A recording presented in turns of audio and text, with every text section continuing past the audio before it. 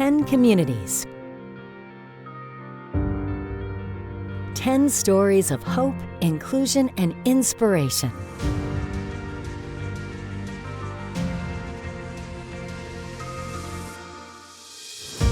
For a shared vision of better health flourishing everywhere for everyone. By elevating community voices to drive lasting change. By addressing systemic racism to shape a better future. And by building equitable communities to create opportunity for all.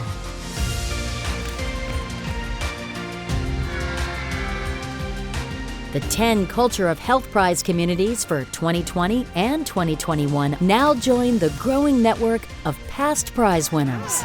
And together, they are turning this vision of healthier people, families, and places into action.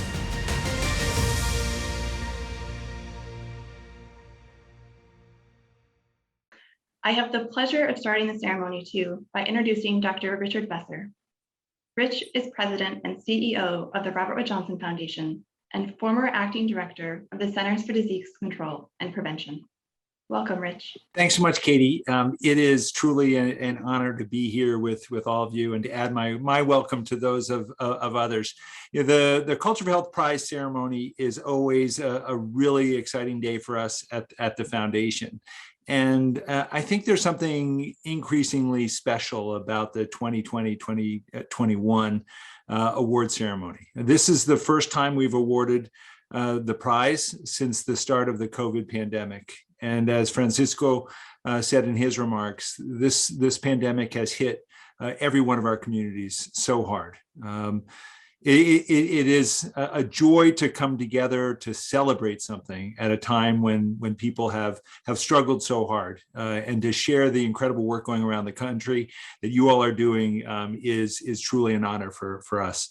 So while we can't be together physically to hand out framed awards and to pose for pictures, I hope you'll agree that the time we have together virtually, the time that we'll have tomorrow to really engage, will be important, will be valuable, and will be uplifting for us all. The 10 communities that we're honoring today are all bringing about a culture of health. They're bringing it to life in their own ways. They're advancing health. They're advancing opportunity and equity for all. From Alaska to Florida, the efforts that you're doing are really showing the nation how much progress is possible when local leaders, community partners, and residents come together for a shared goal, a shared vision. And I want to congratulate you and thank you for the work that you're doing. It is our privilege to celebrate you today. As Katie said, we've been doing this for a while with our partners at the University of Wisconsin Population Health Institute. The prize was launched in 2013 as a way of honoring places that understood that health was about more than just having access to high quality, affordable health care. It's what took place in communities where we live and work and where our kids learn and play and where we gather to pray.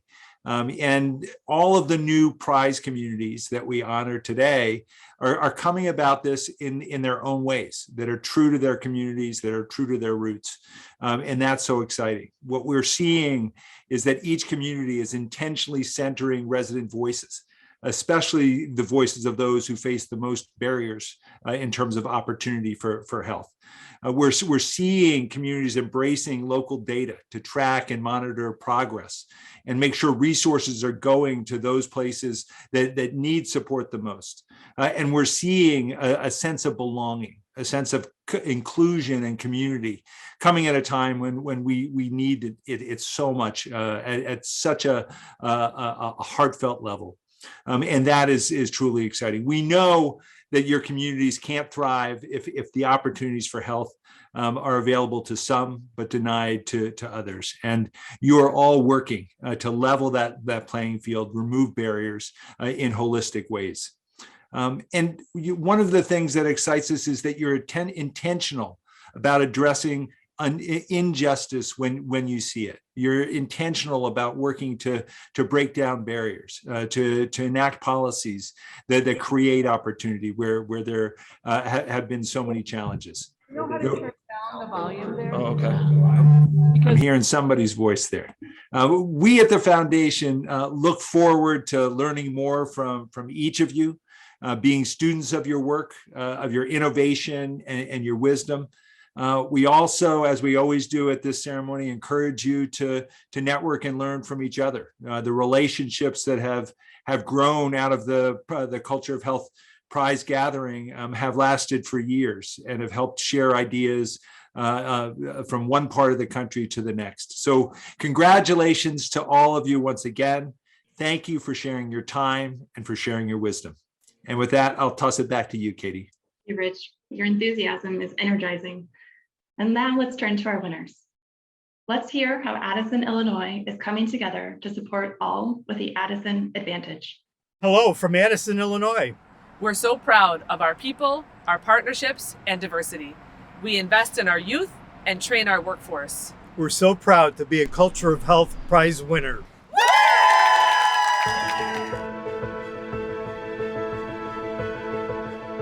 Addison, Illinois is a very diverse community. We have a population of 37,000. We are in the northwest suburbs of Chicago with a strong industrial base and a lot of pride. If you live in Addison, you will feel welcome. You know, the phrase, it takes a village, takes a community, really plays out here in Addison. We've come a long way in developing the spirit of cooperation. Are you aware this resource is here for you? 17 years ago, we created an organization that is now called Addison Resources Connect. It is a group that serves as kind of the hub to the partnerships that exist between the community agencies. The Addison Public Library is kind of on the cutting edge of what libraries are and can be for their community. We're thinking about new ways that people engage. We have free meals. We have a full-time social worker. We have accredited immigration services. If it weren't for the library, I wouldn't have a GED. I wouldn't have the job I have right now. I wouldn't be able to show my girls that, you can achieve more. Given the shortages that we're seeing, we're looking at... The Workforce Development Committee was basically developed out of two issues in our community. One is a large portion of that community is undertrained and underemployed. In our industrial area, the problem is that there is a lack of skilled workers. So we developed Project Higher Ed to train and develop a workforce that meets the needs of our industrial area.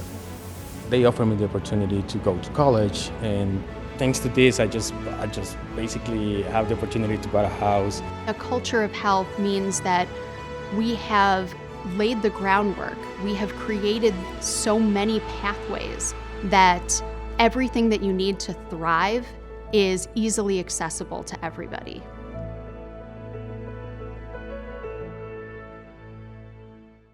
Hello, this is Addison Mayor Rich Feenstra. It's a privilege and honor for me to accept this prestigious award on behalf of all the agencies that comprise our intergovernmental team. This recognition validates our belief that by sharing a common vision for a healthy community and by working together with multiple governmental agencies, we can improve the quality of life for all of our residents. We share the belief that a holistic approach to health requires that we provide for the physical, psychological, and socioeconomic needs of our community. Our approach to creating a healthy community includes breaking down the barriers that impact access and limit access to needed services and support. Working collaboratively with the school districts, the fire protection district, the park and library districts, our church leadership group, and our workforce development team, we were able to share resources, promote programs, and direct individuals to the services they required.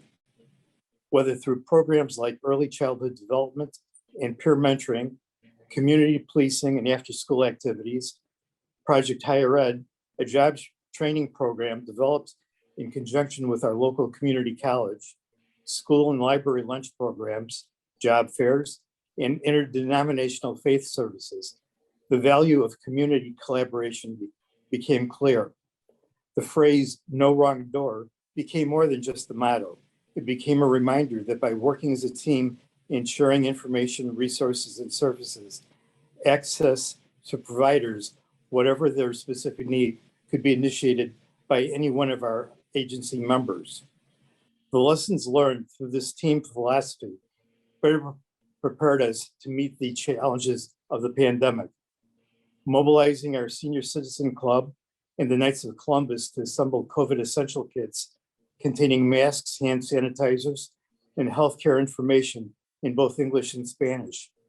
Working with the schools in the Park District to distribute COVID kits and food supplies. Turning the Village Hall into a call center to schedule 1,200 seniors for vaccinations and administering the vaccine at our high school. None of this would have been possible without a culture of caring, a culture of health. On behalf of all the residents of the Village of Addison, I want to thank the Robert Wood Johnson Foundation for this remarkable award and for the tremendous work they do in furthering the advancement of health and health services throughout our country. Thank you. Thank you, Mayor Veenstra. We are so excited to celebrate Addison as a prize winner. Our next community is Alamosa County in San Luis Valley of Colorado, where we will learn how they are harnessing the power of the outdoors. From Blanca Vista Park on the banks of the Rio Grande in Alamosa County. We're known for our collaboration and leveraging our natural resources to remove barriers to healthy eating and active living for everyone here. And we're so grateful to bring the Culture of Health Prize to the community that works so hard for it. Gracias! We are here in Alamosa County in the San Luis Valley, the largest high mountain valley in North America. We're very isolated with no easy supply lines and resources. Our county health rankings for the state, Alamosa ranks near the bottom. So we're looking at some restorative solutions. Our assets really are open space and the sense of community that is built around it.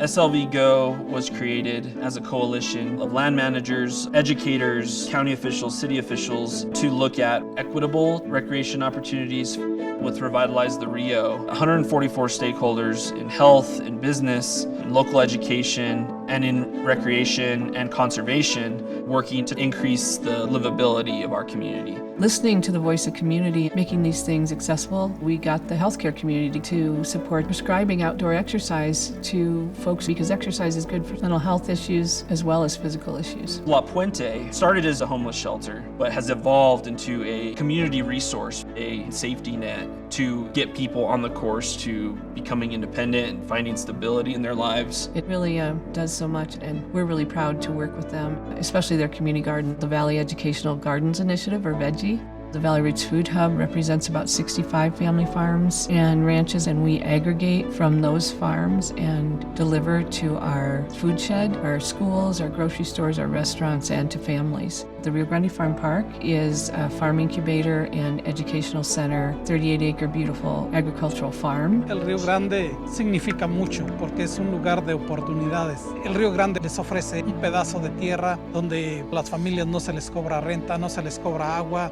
no se les cobra nada, es totalmente gratis. Ellos van a sembrar sus productos y van a tener muy buena calidad de cosecha. We needed a facility to do education programs, to provide a meeting space for community members, a space for people to better understand and learn about that connection to the land and the food we eat. It's our relationships, our collaborations, using the resources that we have to build what we need, weaving together a strong fabric of community.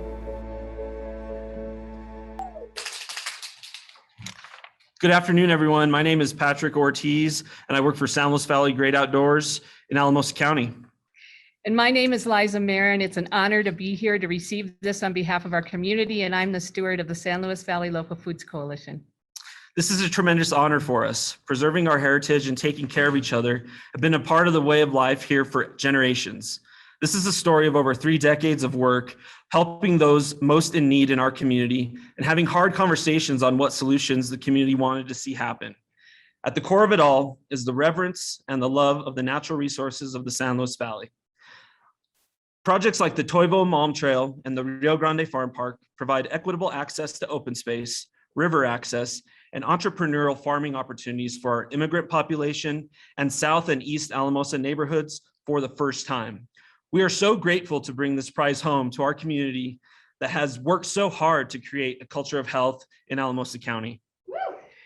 Thank you. And I'm going to spend the remaining moments that we have giving gratitude for our amazing partners and community members. So I'd like to start with San Luis Valley Great Outdoors, San Luis Valley Local Foods Coalition, the Rio Grande Farm Park, the healthcare provider entities here, La Puente Homeless Prevention Home, the Area Health Education Committee and their harm reduction program, SHARP, the Boys and Girls Club, the Immigrant Resource Center, Cooking Matters, Valley Roots Food Hub, Adelante and PALS, the amazing residents like Jamie Dominguez and Julie Mordecai, our city and our county, especially our public health and our rec and our recreation departments, the Sangre de Cristo National Heritage Area, Promotores del Valle, KRZA Community Radio, our churches and schools, the Local Foods, Local Places Initiative, the Language Justice Cooperative of the San Luis Valley, the Bicycle Cooperative, Adams State University and Trinidad State Junior College, Generation Wild, Great Outdoors, Colorado, all the water restoration and conservation work going on, our farmers, our businesses,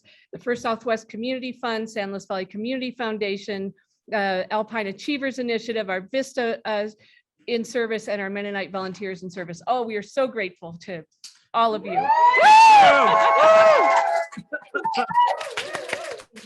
And Patrick and partners and community residents, we are so honored to welcome you to the Price family. Thank you so much. Absolutely. Now we will head to the Mississippi Delta to hear how Drew, Mississippi is building hope. Coming to you from downtown Drew, Mississippi. We are proud to be an RWJF Cultural Health Prize winner. As we work to create a community of hope and possibility for everyone. Drew is alive!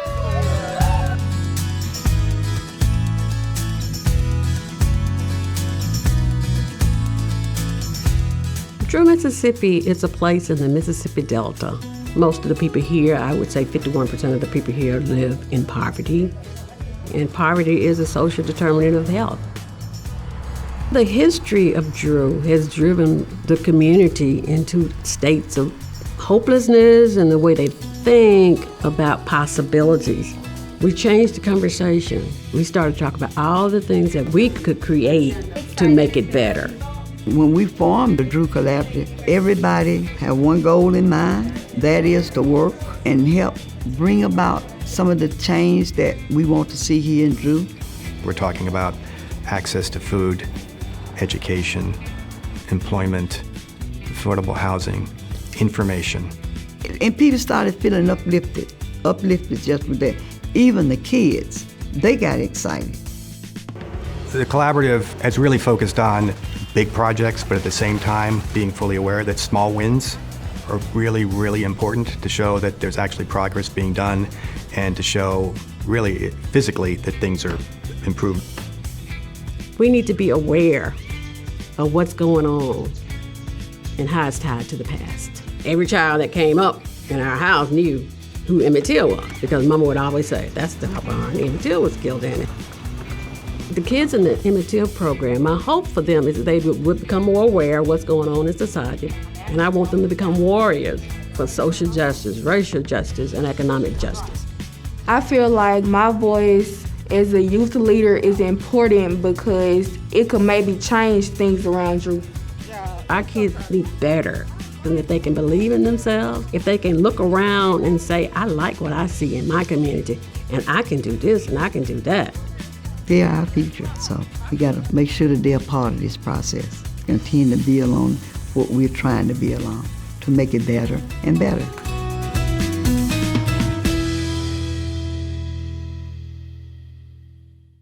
Good afternoon, everyone. I'm Gloria Dickerson. I am the CEO and founder of We Together Creating Change. I am honored to be here today to accept this award on behalf of the Drew community. We Together Creating Change is a social change, community-based organization. And our role has been to work with the City of Drew, the Drew Collaborative, Drew United for Progress, and many volunteers to create a community where, create a healthy community for all of our residents. The Drew community is really very, very excited about winning being a winner of the Robert Wood Johnson Culture of Health Prize. We appreciate our partners who have worked with us to support us as we go on this journey to transform our community to a place of hope, a place of community, and a place of abundant skills. As a small town in the Mississippi Delta, which is one of the poorest places in the nation, many have counted communities like Drew, Mississippi out, but the people have joined, and they have joined to say, not so. The people of Drew community have accomplished so many goals. For example, I can give you some of those goals that we have accomplished. First of all, we have presented and held over 500 programs and activities. And these are designed to build not only hope and self-worth, but also designed to raise the awareness of the people, of the knowledge and the skills that they need to make change, and also how to make change. We taught skills, and we do the things that we know is needed in this community to be able to make change. Our community now is an organized community, and our community, I can say, is very excited about making systemic change. We have accomplished, when I say we, I mean we together, and the people and the volunteers and all of our partners have been involved to accomplish many goals. For example, we've had over 500 community learning classes, and these classes are designed to build hope and self-worth, like I said, but they also provide an awareness of what's going on in the world so that they can make adjustments in order to make change in their community. And it's also, these classes are designed to build skills. So now we can say we have an organized community, and that the people are excited about being an organized community. We provided recreational spaces. For example, we built a playground in the city of Drew with over 200 volunteers. And we also built a pavilion downtown Drew, so for activities for adults and the youth. We provided access to healthy food. We realized that there was something that we needed to do, and people needed to make sure people do have food. So we do a food pantry. And we also do an online grocery delivery service so that the people who don't have transportation can still be able to get their food. We removed blight from the community. We removed over 40 houses, dilapidated houses from the community, and we cleaned the land in preparation for affordable housing. Our curriculum is also strategically planned to expose our youth to life outside of their community. We want our youth to see other things in life and know that there are possibilities out there, to increase their awareness that there are other possibilities in what they get in their community. We also understand the importance of the community in addressing both the physical, the mental, the spiritual, and the emotional health of the people in our community. Those are just a few of the examples of what we have done in the community.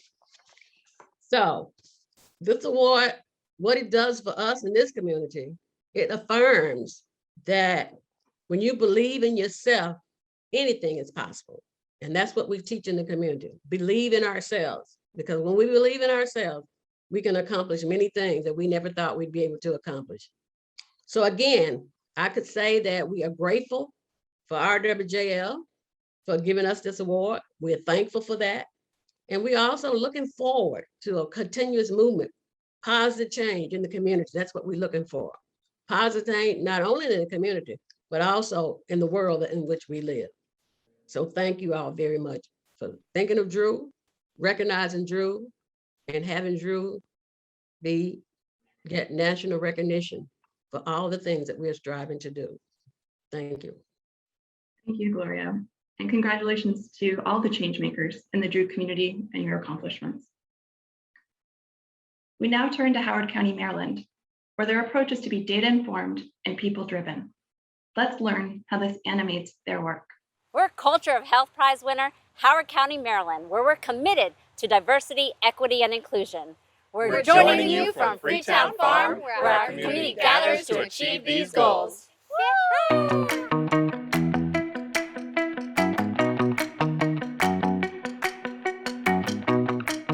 Howard County is beautifully situated right between Baltimore, Maryland, and Washington, D.C. We value mental health, we value your physical health, we value education, we value cultural diversity, and we value inclusion.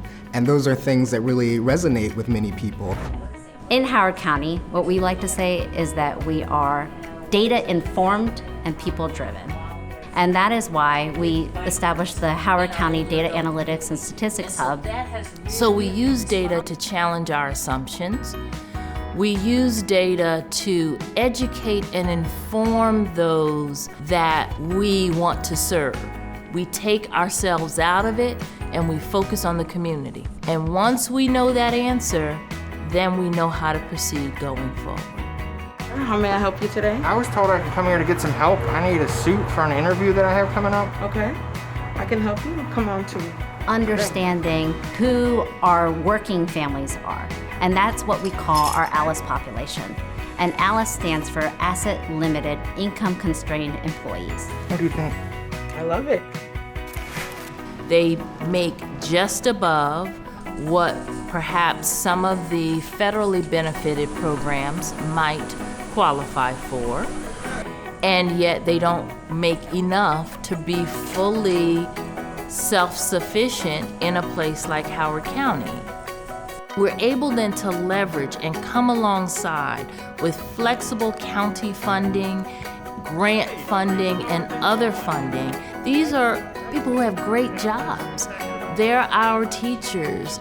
They're our frontline workforce. There was a commitment to make sure that we showed them that as much as they do for our community, we appreciate them.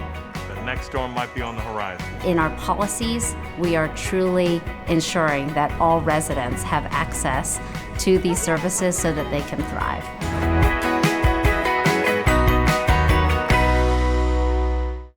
Well, good afternoon. I am Howard County Executive Calvin Ball. First, I'd like to thank the Robert Wood Johnson Foundation for this prestigious prize. This honor is a testament to the hard work of our team and our community in Howard County to positively impact the health and well-being of all our residents. The COVID-19 pandemic has brought to the forefront multiple physical and mental health challenges in our society. The importance of social determinants of health and the opportunity to live a healthier, fuller life. In Howard County, a culture of health means supporting agents of change like our friends at Freetown Farm, who are helping residents access free local produce and empowering our community to become their very best selves. A culture of health means implementing policies like complete streets that give our residents safer, accessible transportation options. A culture of health means being data-informed and people-driven, where we know there are individuals behind every number. And we work at the grassroots level to advocate for change and implement policy that works. A culture of health means supporting our most vulnerable by addressing root causes of health disparities, not just symptoms. This award would not be possible without all of our partners, the Community Ecology Institute, the Horizon Foundation, Neighbor Ride, Power 52, and so many more. This success is our shared success. We have been working a long time together on every aspect of health and integrating health in our many approaches, yet we know we still have work to do. Why? Because our community looks out for one another and we prioritize everyone in our community so that no one is invisible. And above all, we're focused on a high quality of life, not just overall, but for all. For many of us living and working or even visiting Howard County, we often see the opportunities for improvement. After all, that's our responsibility to continuously improve. But today is a wonderful moment to reflect on all that we've accomplished and recognize just how far we've come. Thank you again to the Robert Wood Johnson Foundation for this recognition. We are truly honored. Thank you, County Executive Ball. Our prize network is eager to connect with you at Howard County, and congratulations again for all that you've accomplished. We will now turn to Chickaloon Native Village and ways that Ahtna culture and language supports their inclusive efforts. From our Yani Da'a school, we are Naiden Yana Kaya, Chickaloon Native Village. We're excited to be a Robert Wood Johnson Culture of Health Prize winner as we honor our culture, our land, and the future we're creating for our youth. Chickaloon Village, Naiden Kaya, is located in south central Alaska, nestled right along the Tsiatotna-Matanuska River. It's comprised of Ahtna Dene people who've lived here for thousands of years. Identity is very important for our people because for a long time, and even sometimes still today, we're like strangers in our own land. Knowing who we are is part of our journey in life, and reclaiming those pieces of our culture and our language is part of our healing. Every summer we have a culture camp that we hold up in the mountains. We sing, we dance, we learn, we do things that are needed for survival out in the woods, and we teach those things not only to our kids but to each other. Our young people can get together, do some of the traditional things like tanning hides, cutting fish, cutting meat. And it's really nice to see the elders, the young people, all get together and work together. At the Yani Da'a school, it's really important that we balance Western academics. We want our students to be successful, but we also want to teach them the life ways that are important. We're gonna smoke this hide. The expansion of our school has given us an anchor, a place where we can all put our energy into really sharing our culture and living our culture together. Yes. There's a tremendous amount of pressure on my generation to reclaim and hold on to that language and pass it on. And so when I hear the youth saying words in Ahtna, it gives me that hope for the future. And it makes me want to work harder as a leader to learn the language and reclaim it and save it. I truly believe the greatest strength of our people is our resilience.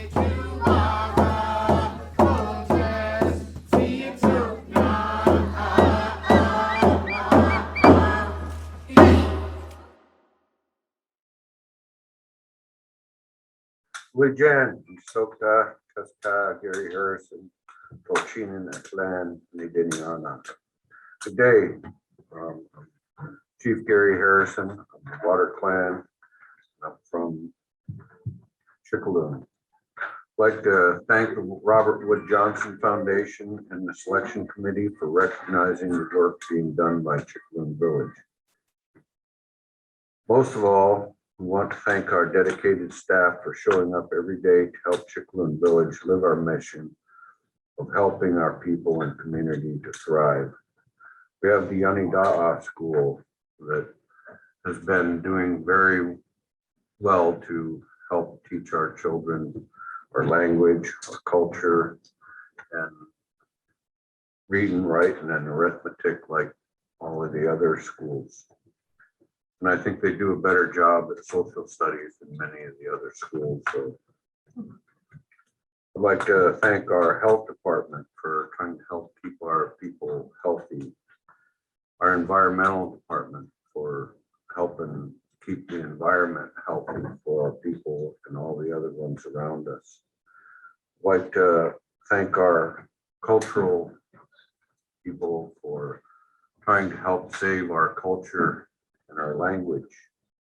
And I'd also like to thank our Justice Department.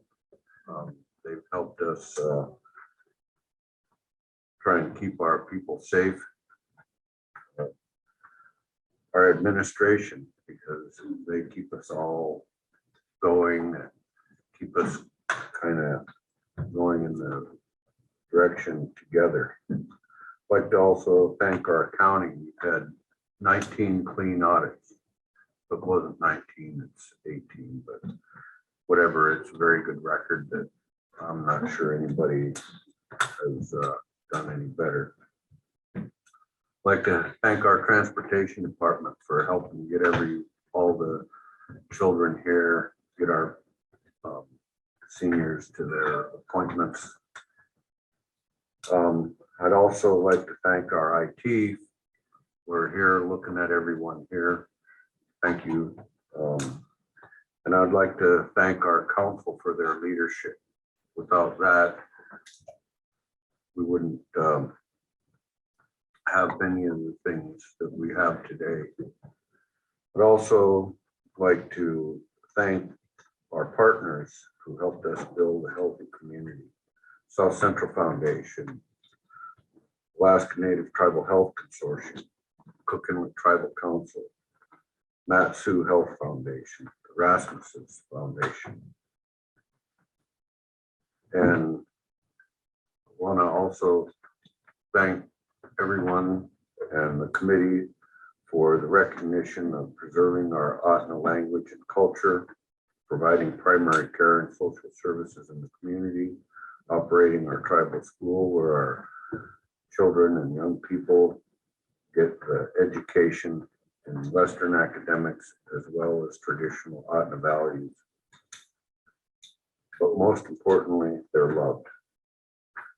The work we're doing with dismantling systematic racism, building equity in the healthcare, education, and other systems locally, statewide, nationally, and internationally. It's a great honor to accept this prize. I guess the paper didn't come, so we made one here. Thank you very much.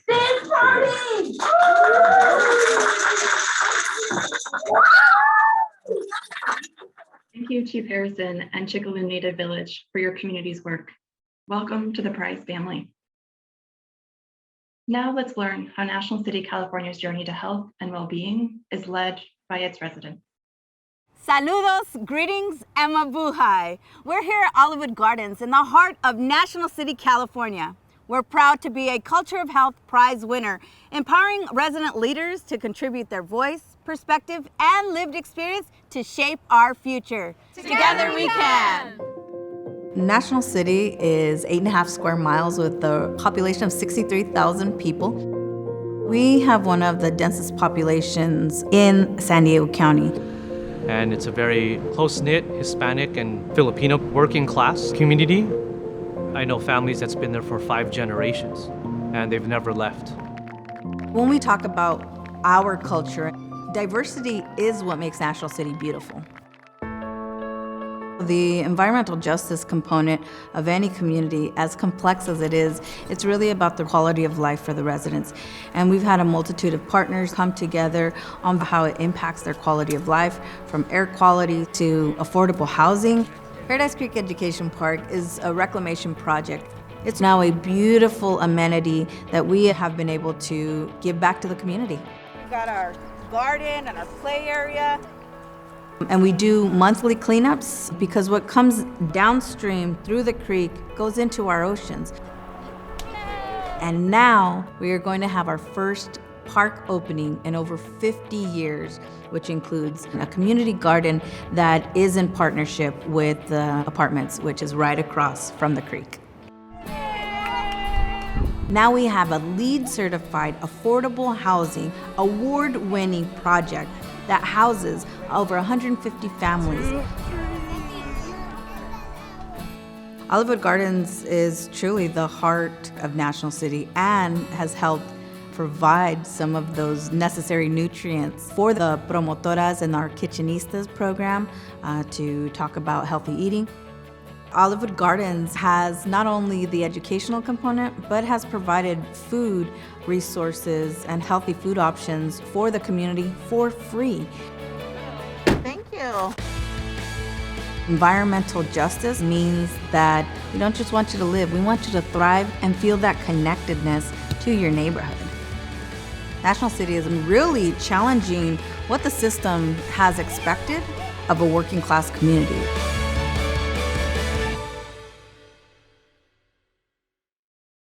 Well, buenos dias, everyone. Yay! I'm Alejandra Sotelo Solis, live from Olivewood Gardens Learning Center here in National City, California. It is an honor to receive this Culture of Health Prize. It truly is a significant recognition which has helped us as a community come together and reflect on decades of work in leading to mobilize and ultimately empower our residents, businesses, and our region to create longstanding health and environmental justice changes. National City's award-winning efforts include projects such as the Paradise Creek Park and affordable housing units. In fact, we celebrated the grand opening just this weekend of the park and the community garden. It is and has been a collective effort that will benefit generations of families, not only on the West Side, but throughout National City. We thank you so much to the Robert Wood Johnson Foundation for recognizing our community and helping to shine a national light on the dedication, hard work of our community in building a culture of health for all National City residents. A huge thank you and abrazo to all of our partners who made this possible, and especially to Olivewood Gardens and Learning Center and the Environmental Health Coalition and all city staff for their work in making sure our story was being told on a national scale.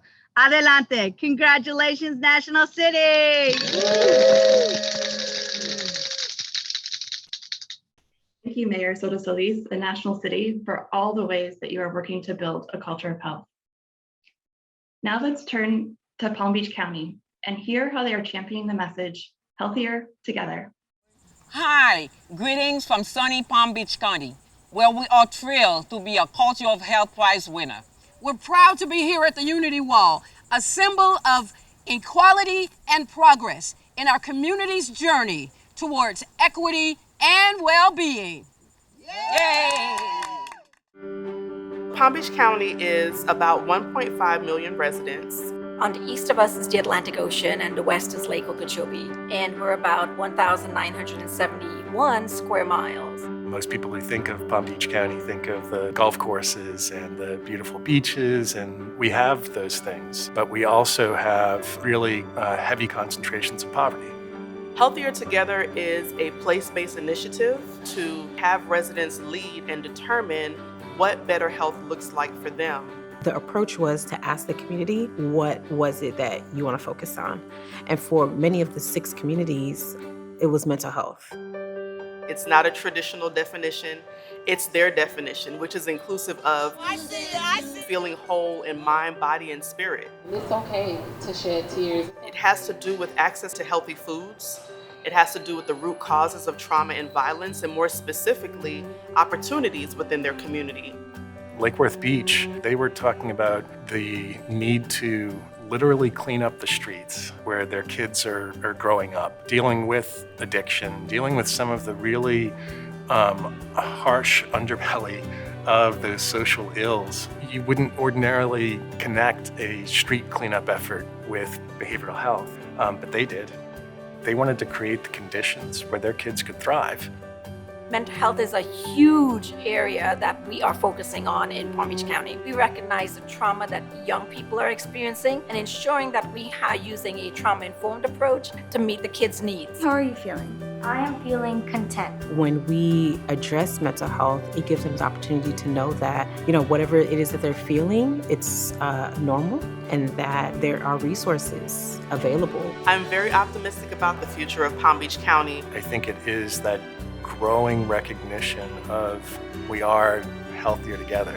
When we learn how to live better with each other and care for each other, we're healthier.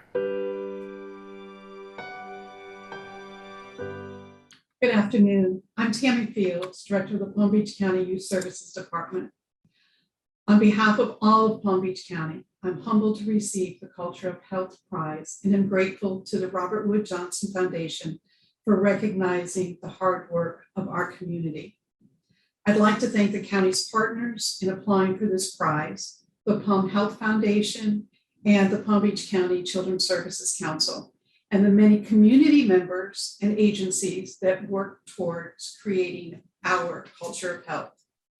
Palm Beach County works as a unique collaborative community with over 10 collective impact initiatives addressing a wide range of issues such as economic access, hunger, higher education, and mental wellness.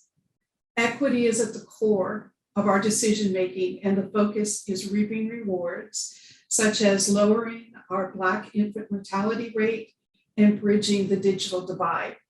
One thing we learned from COVID is that internet access is not a luxury, but it's an essential utility to support education, employment, and healthcare for everyone, and everyone is entitled to that access. We truly believe in resident leadership and shifting power to where it belongs, in the hands of our residents who can best identify their needs and goals. Our county is large in landmass, and not every community has the same needs. Our Healthier Together communities allow the residents to work on each community's unique priorities. While every resident of our county matters, we understand that building belonging and civic muscle must begin with our youth and families. Our young people led conversations across the county to develop strategic priorities, which were incorporated into a youth master plan. Youth asked for a voice in decision-making and created Future Leaders United for Change, which is the youth-led arm of our Birth to 22 Alliance. We empower our youth to use their voices and direct our decision-making towards their pressing needs. Finally, we have set up mechanisms to be accountable for our lofty goals. And we publish those results regularly for everyone to see, which allows us to reflect, celebrate, and adjust for the future.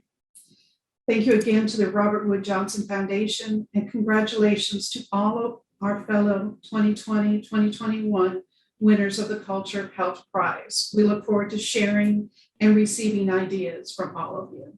Thank you. Palm Beach County!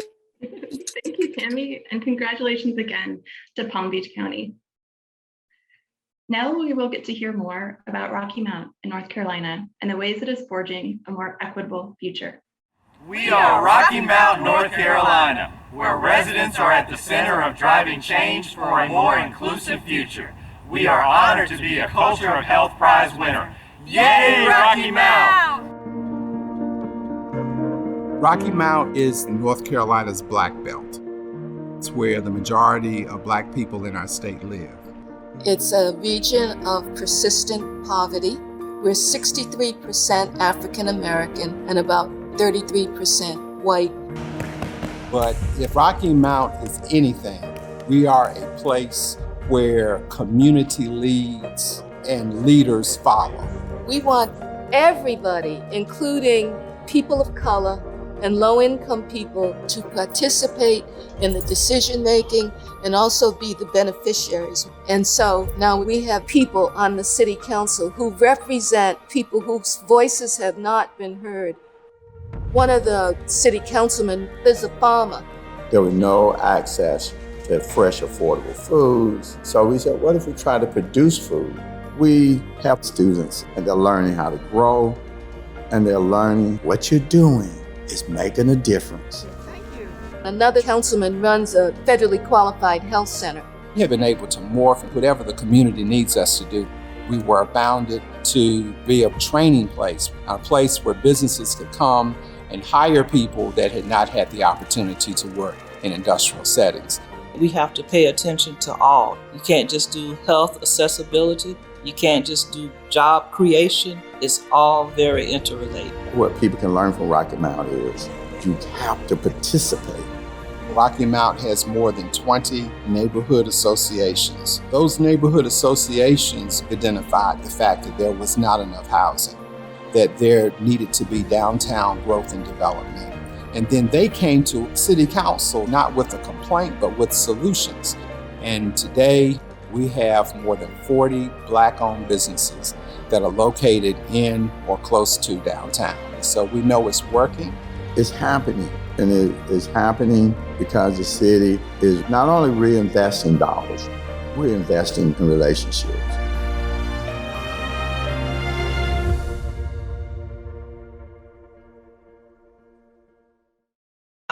North Carolina. Since 2017, it did not take me long to learn the city of Rocky Mount is a special place. And my work here, along with that of our organization's staff, mayor, and city council during the past 4 years has only highlighted my beliefs about our city. On behalf of the city of Rocky Mount, I am humbled and honored to accept the Robert Wood Johnson Foundation 2021 Culture of Health Prize Award. Winning the Robert Wood Johnson Foundation 2020-2021 Culture of Health Prize Award highlights so much of the work that has been done behind the scenes as well as in the forefront. The ideals for which we have been recognized, opportunity, health, equity, are all parts of what makes Rocky Mount a thriving community. Being acknowledged by such a prestigious foundation lets our community know that we are headed in the right direction to make Rocky Mount a wonderful place to live, work, and play for all people. I would like to take a brief moment and acknowledge some of the many partners who helped us reach this awesome distinction. And a few of these partners just happen to also be members of our city council.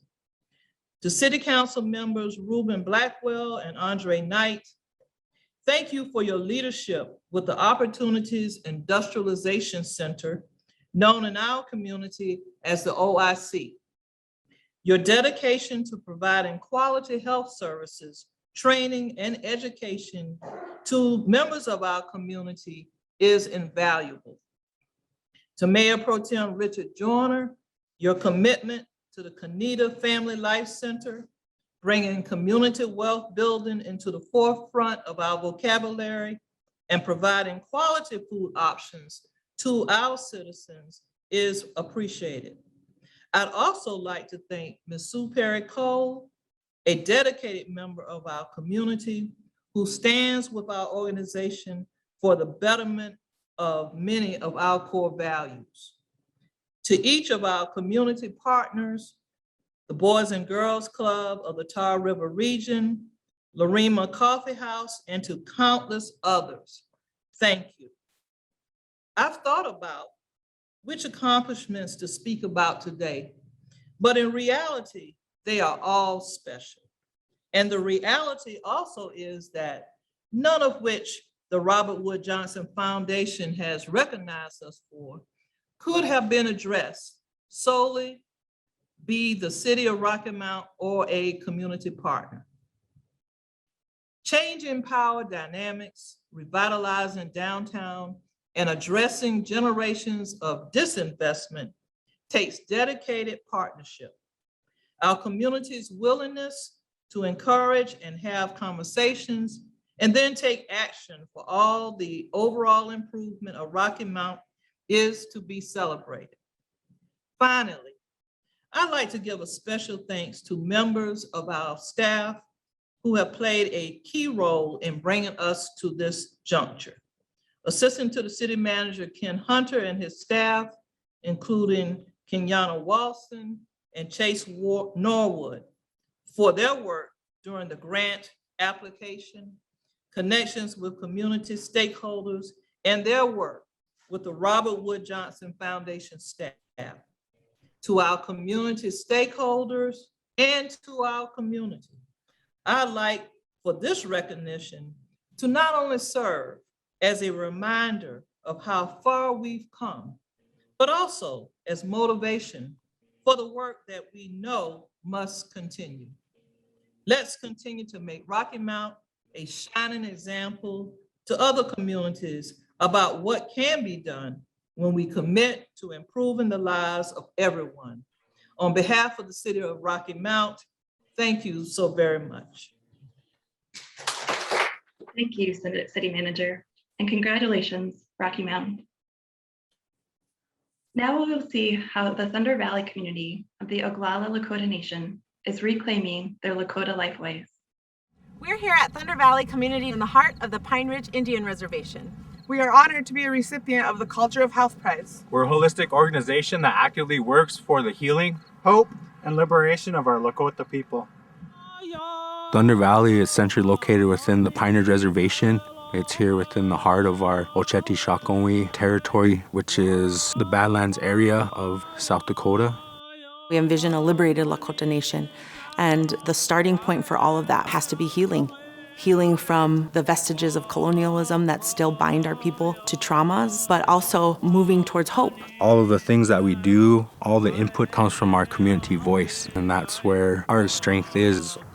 For us, education and language go hand in hand. We have such a small percentage of elders and fluent speakers on our reservation now. They're the keepers of our knowledge and our language. The whole premise of what we are building in our language revitalization movement is we're centering everything on being Lakota, starting our young people in their educational journey from a Lakota ideology, from a Lakota philosophy and thought process. Our Food Sovereignty Initiative's overall mission is to create a local food system for our entire reservation. To one day be completely self-sustaining with our food, that everything consumed here is produced here. Through our workforce development, we really look at focusing on the healing process within our cohort participants. Keep your eyes closed and put your trust in the horse. Equine therapy is very important for us culturally and spiritually, and so it's very powerful whenever you see the workforce participants working with horses. We're raising the standards of building and design and construction. We have 21 houses. They're in Tioshpraes, or families of 7. That's how we originally camped as Oceti-Sakowin, with our 7 council fires strategically placed with the opening to the east to greet the sun. And each of our 7 sacred sites that are in the Black Hills is represented by a play structure. What I'm fighting for is to ensure that my children and my grandchildren, my great-grandchildren, can live in a world where they're proud to be who they are, and they're not afraid to live as a Lakota.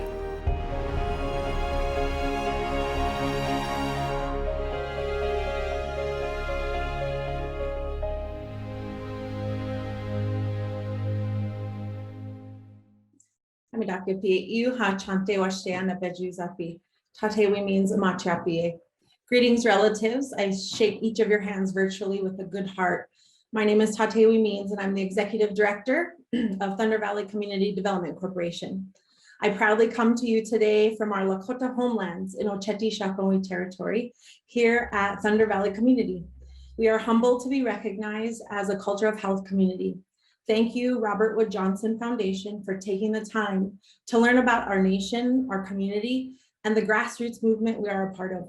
Congratulations to all the other Culture of Health Prize winners. We would also like to thank our staff here at Thunder Valley CDC, our valued community partners and organizations, and of course, our community. Some specific partners to mention: Oglala Lakota Children's Justice Center, Generations Indigenous Ways, Knife Chief Buffalo Nation, a founder and board member, board president, Bola Bo, Ruthie Cedarface, a longtime community partner, to name a few. The dream and vision of this community started with prayer and a matriarch's legacy of generosity and hope. It is these values that we carry forward as we find our liberation as a community and as a nation. We know the first step of liberation is healing. For Lakota people and all Indigenous people, we have hundreds of years of colonization, trauma, and genocide to overcome. That is the battle we choose to fight every day. We are creating healing pathways and connections for our community, rooted in our Lakota way of life, to build a community of healing and health. This is a generational plan for liberation. The issues we face won't be solved in a few short years, but we are committed to carrying our ancestors' legacy forward in our vision of liberation. We are writing our community's healing story, and we invite you to our home. Wopila Unkini Chiapi, we thank you. Thank you, Tatawe and the Thunder Valley community. Welcome to the prize community. We will now hear from Worcester, Massachusetts, a city of neighborhoods that embraces all the cultures that call it home. We are at Polar Park, home of the Woo Sox in Worcester, Massachusetts, and we are so excited to be a Culture of Health Prize winner. As our community works to address systemic racism and bring opportunities for good health for all of its residents.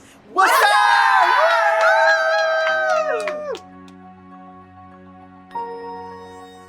Worcester, Massachusetts is a 200,000 plus population city, but in a lot of ways it's very intimately connected. And when you look at the diversity of residents and the population, geographical differences, Worcester is a microcosm of America. Good morning, Cafe Reyes. The Cafe Reyes is more than just a Cuban restaurant. It truly is a gem in our community. It's a job training program for the residents of the treatment facility, the Hector Reyes House. It's a place where people are recovering from addiction and feel integrated into the community, and that the community is also able to understand that addiction is a disease like any other disease. It's a warm, inviting atmosphere. It truly has become a staple of Worcester. At Legendary Legacies Incorporated, we work with young men who are the most likely to shoot or be shot. Even though they may be in gangs or involved in some sort of criminal behavior, I think the root of it really comes from a universal human need of being accepted and being a part of something. The core of everything we do at Legendary is centered around that acceptance and producing value in yourself so that you can then find greater value outside of yourself and in the community. And so we're really working toward real conversations of how do we bridge those who have criminal records into employment. The Southeast Asian Coalition was founded to assist immigrants and refugees from Southeast Asia to successfully integrate, thrive, and become contributing citizens. Immigrants and refugees came to this country with absolutely nothing. We support them to retain that dignity and respect that they need to move forward. We have an obligation in these positions of responsibility and power to make sure that we bring along those who don't have access and opportunities. I think we have a mandate. I think that goes back to the heart of what America was and what this experiment of the United States hoped to be.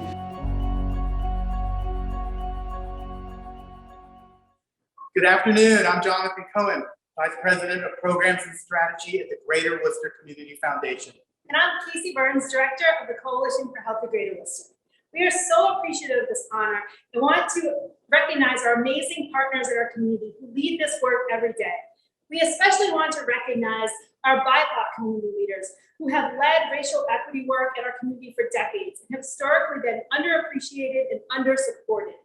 As those closest to this work know, this work can be completely non-linear and very imperfect. However, what we have done that is really special here is maintain a commitment to equity and to collaborating together.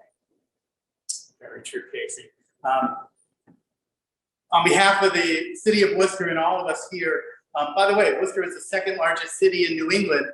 A little fun fact for all of you out there. We are so appreciative of the Robert Wood Johnson Foundation for honoring us with the Culture of Health Prize this year. The prize is a real validation of the work that we have been doing together in this community for a long time. But more important, it is an inspiration to us to keep doing great work moving forward. I know that I stand with all 10 Cultural Health Prize winners we do in saying thank you to Robert Wood Johnson Foundation for encouraging us and inspiring us and allowing us to be aspirational and to keep doing the great work that we've already been doing. Thank you very much for the honor. Thank you so much. Thank you, Jonathan and Casey. Congratulations, Worcester. And congratulations again to all of our winning communities. Please join me in joining in cheers for these important accomplishments and all that these communities are accomplishing. So now we'll turn to a short video highlighting our prize winners in action and the work they are doing to elevate community voices. From there, we'll take a short break and then come back at 2:45 Eastern Time for our first of two prize winner conversations. Now to the video. Residents are essential partners in the work to transform the places they call home. These prize winners know that shifting decision-making to those closest to the challenges is the best way to create more equitable communities. Palm Beach County's approach is that in order to make changes in the community needs to be involved. No one can tell their story better than they can, and no one knows what they need better than they do. Traditionally, it's usually funders and providers coming together making decisions for the community. And what we've said is, well, let's get the community involved. How do we ask the community, what are the needs that you have?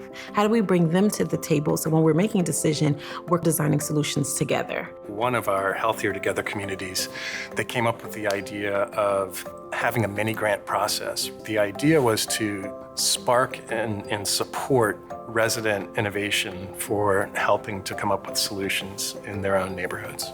We were blown away, really, with folks who would not have called themselves leaders, but who have creative ideas. You get fatigued really quick, feeling like you're fighting an endless fight, right? But it's not endless. People have to see people that look like them doing amazing things to inspire them to one day do amazing things. Have a good day, work. Thank you. I wanted to be someone that made a difference, not just someone that was sitting by on the sideline complaining. The whole idea of agency, having agency for changing things, the time has come, and I think we're seeing a lot of it in a really beautiful way here in Palm Beach County. I am very proud of organizations that are asking, how do we make a shift and have residents lead? That to me is shifting more and more towards a culture of health. A group of young people went into one of our ceremonies and a mirror was held up before each of them. They were asked the question, how long are you going to let others decide the future of your children? Are you not warriors? So what are we going to actively do to change the trajectory of our people, of our nation? We're Lakota, and the best way you know how to do that is through our language, our spirituality, our Lakota lifeways. The design of the community came from community members themselves. Hundreds of hours of community engagement to ask people what they wanted. They wanted a multifunctional community where they could live and shop and play and work and interact and all of those things that they don't currently receive. Youth leadership development, it's helping youth and students with their education, providing opportunities to be more active and to become leaders in the community. Our Young Women's Society is so important because it connects young women to mentors that are really versed and knowledgeable in our lifeways, in our teachings, and so they're gaining a new community and building relationships.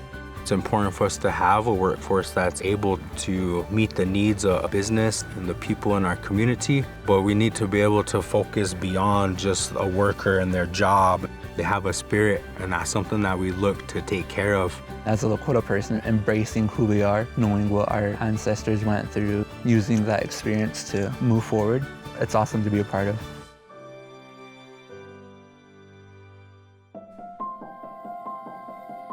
Here in National City, we are focusing on recognizing that whatever phase of life you are in, you are seen and your voice is valued. We really want to create that pipeline of leadership. Promotoras are trusted figures who recognize the needs of the community. Diabetes, heart disease are prevalent here. So the promotoras take proactive measures to talk about access to health care that is preventative. Yo me siento orgullosa en poder de haber entrado a este grupo poderoso, pues como me consideran a mi líder, me gustaría yo transmitir eso a mis compañeras o compañeros, que también ellos pueden ser líder de su propia comunidad. Brightside Produce was kind of born out of an idea of reclaiming the corner liquor store. We said, why not recreate a space in those corner stores to be fresh produce and distributors of those elements, and it's become a great partnership with Brightside Produce. Reasons to Survive, also known as ARTS, it's become a place to activate for youth, to create and be creative. ARTS has a great youth leadership program, Community by Design. Market makeovers is when they come to a corner liquor deli store and recreate a welcoming environment that reflects the community with fruits and vegetables, as well as art on the outside that is a welcoming beacon for the community. It's very intentional to have people from the community build up that pipeline and that homegrown leadership. And I think it's just giving that credit and value to what they're already doing.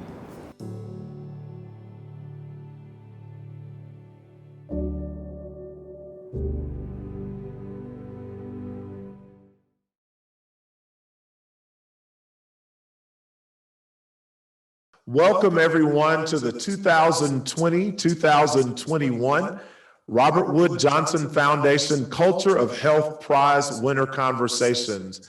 During this time, we will learn a bit more about 5 of the winning communities, and we will begin with Worcester, Massachusetts. From Worcester, we are joined by Ron Waddell, founder and executive director of Legendary Legacies Incorporated, and Dr. Matilde Castile, Worcester's Commissioner of Health and Human Services. Our first question, Worcester as a community is working on a set of shared goals. Can you share some of them and how those goals have galvanized the community? So thank you. And I want to say thank you to all of you from Robert Wood Johnson for this incredible award for our city. We are honored to be included in this award. So thank you so much. I think Worcester spends a lot of time creating those groups and creating those partnerships in our community that we have shared goals. We have a commitment, all of these groups, to building equity. We've done racism trainings to all of these groups, so that commitment continues on with the piece about equity throughout our community. And that is the core training of the things that we do. Some of the things that we have in our community, we have the mobile vaccine equity, mobile vaccine clinics that go throughout the Worcester community to vaccinate our most vulnerable in our community, in particular, our communities of color. One of the things that we shared with that is working with all the health centers, all the hospitals in our city, along with our community, to look at the data, to realize the things that we've already known, but how do we work to change it? Knowing that our communities of color are the ones who had the highest COVID tests and the ones that are least vaccinated. So how do we improve that? How do we improve really going out and vaccinating our youth? And those are the things that we have a COVID-19 equity task force throughout the community with all our partners to look at what we do there. Some of the other issues that we look at is housing. That's across the board, that's an important piece. But let me first say that all of these issues that we talk about are part of our community health improvement plan, which is part of the Department of Public Health in collaboration with the Greater and Healthy Worcester. So all of the topics that we talk about have been with people in the community who have voiced what are the issues in the community that mostly affects them. So housing has been an issue that is most important. We have a Housing First Coordinating Council that actually works together. So everybody in Worcester gets together here to talk about what's important in housing. We are now creating 103 units of housing for the chronic homeless in our community and looking forward for more housing. The university is the UMass Memorial is looking at anchoring institutions. They're the first to start this, but looking at how the nonprofits actually start contributing, because this is part of what we call the social determinants of health, to really look at housing and how do they put money into housing, because we know that that's going to improve overall health care. Thank you so much. Next question is for both of you, Ron and Dr. Castile. Worcester is a community embracing all of the people and cultures that call it home. How has this spirit of inclusion guided and changed approaches? Yeah, thank you for that question. We in the city of Worcester, going back, are historically a city of immigrants and a city of diversity. Going back to the original founders, and then just the amount of people that have come in and migrated, starting with our indigenous folks here in the city. And so when we think about all the different cultures that we have here, I think it's important to note that within our public schools, we have over 70 different languages that are spoken. And so when we think about all those different cultures and different ethnicities that are here in our city, previously, a lot of the work that we were doing, I think, in our city, going back to some time, we had leaders that were talking about and saying we need to center this work, but a lot of it was performative. I think as the question talks about how has it changed, we are now having real conversations, and the work of those leaders has brought forward a authentic dialogue about how do we bring those people into conversations and center what's necessary for their cultures. Right now, we are a city that has the largest population of immigrants in New England.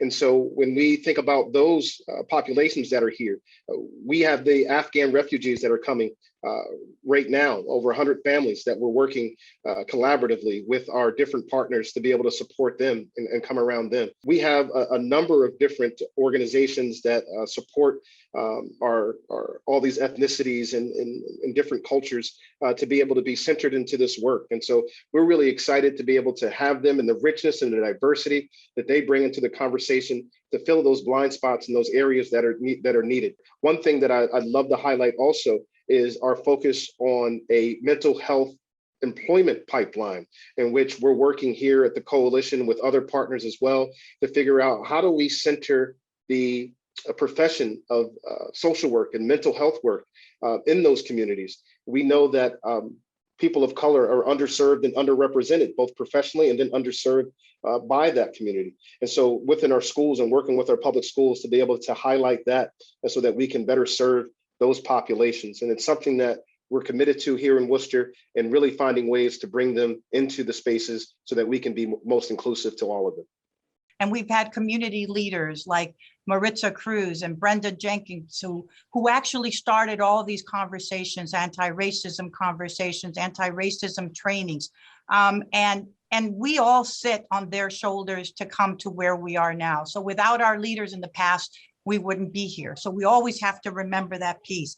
I think Worcester has a number of strong organizations that are BIPOC organizations that actually collaborate together and bring the information forward to our community and unite our different organizations together.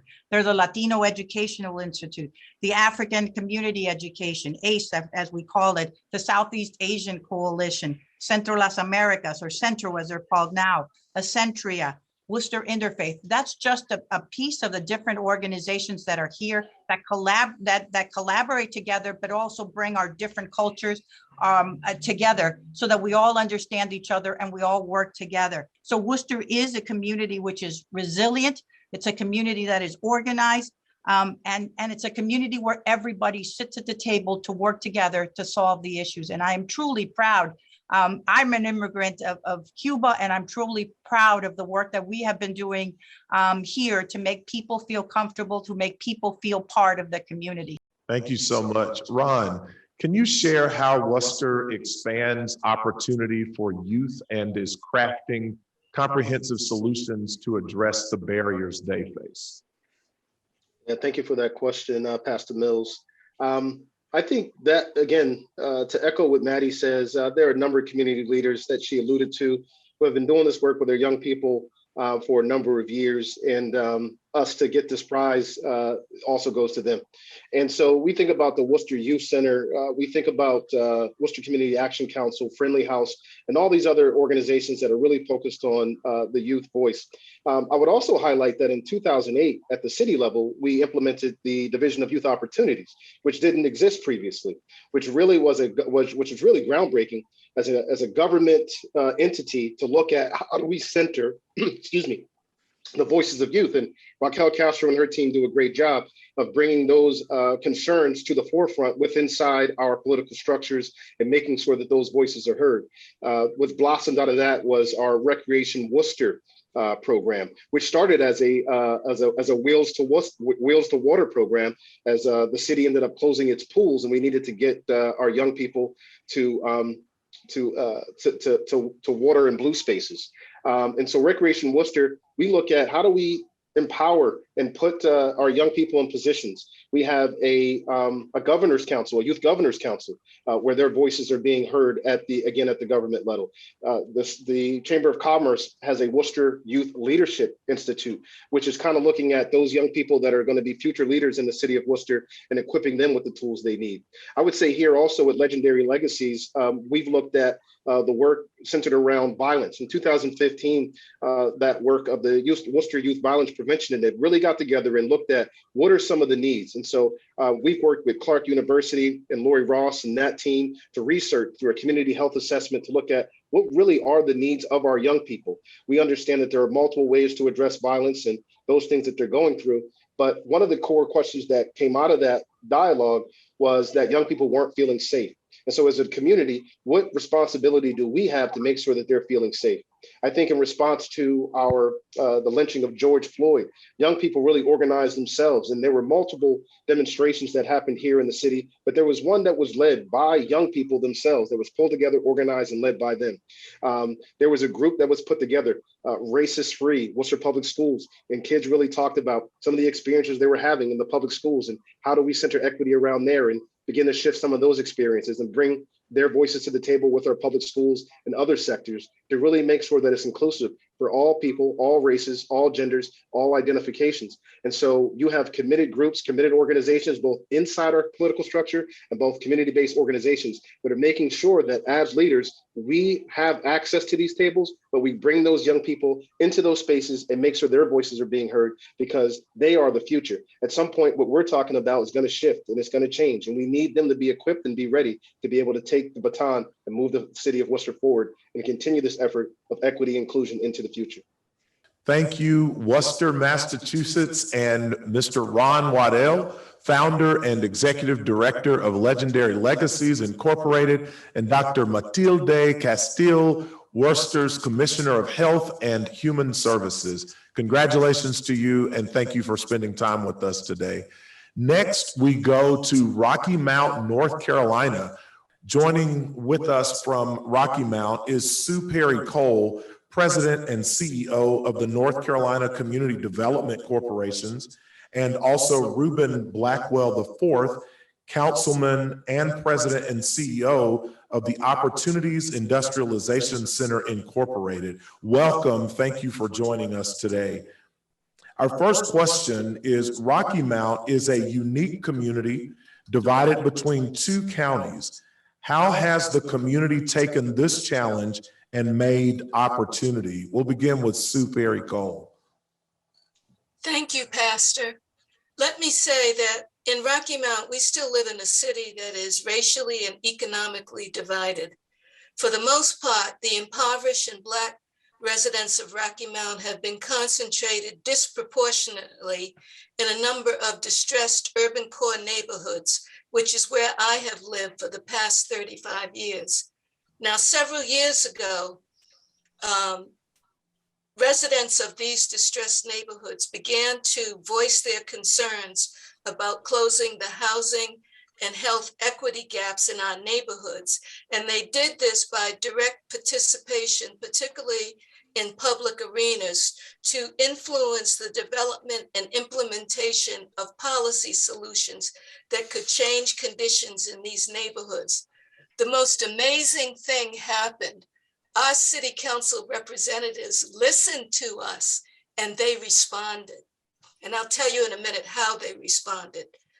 I also want to point out something I've noticed, and that is that both residents and the leadership on the Rocky Mount City Council adopted the framework of equitable development. Equitable development occurs when smart, intentional strategies are put in place to ensure that low-income communities of color participate in and benefit from the decisions that shape their neighborhoods. Certainly. Thank you so much, Pastor, and thank you to Robert Wood Johnson Foundation. We use the data that Robert Wood Johnson published about our communities and the disparities and inequities that were created in health and education, in housing, and in economic development in order to really take a forward look at what we could do to be as intentional to dismantle those challenges for all people, and especially Black people who have been particularly impacted by that legacy of oppression. We have partnered intentionally and collaboratively between organizations like Sue Perry Cole's organization that focuses on community economic development, the Association of Community Development Corporations.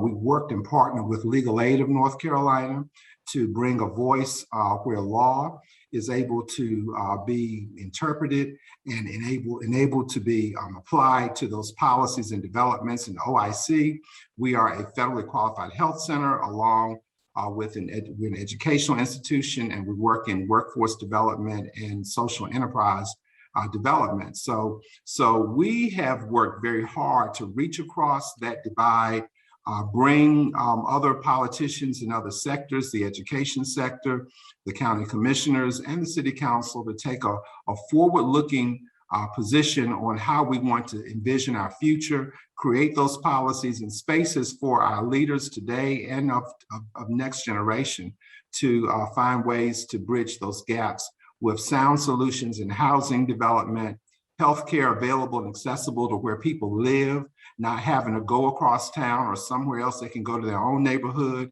They see people who look like themselves in leading positions in healthcare, in education, and in every aspect or walk of life.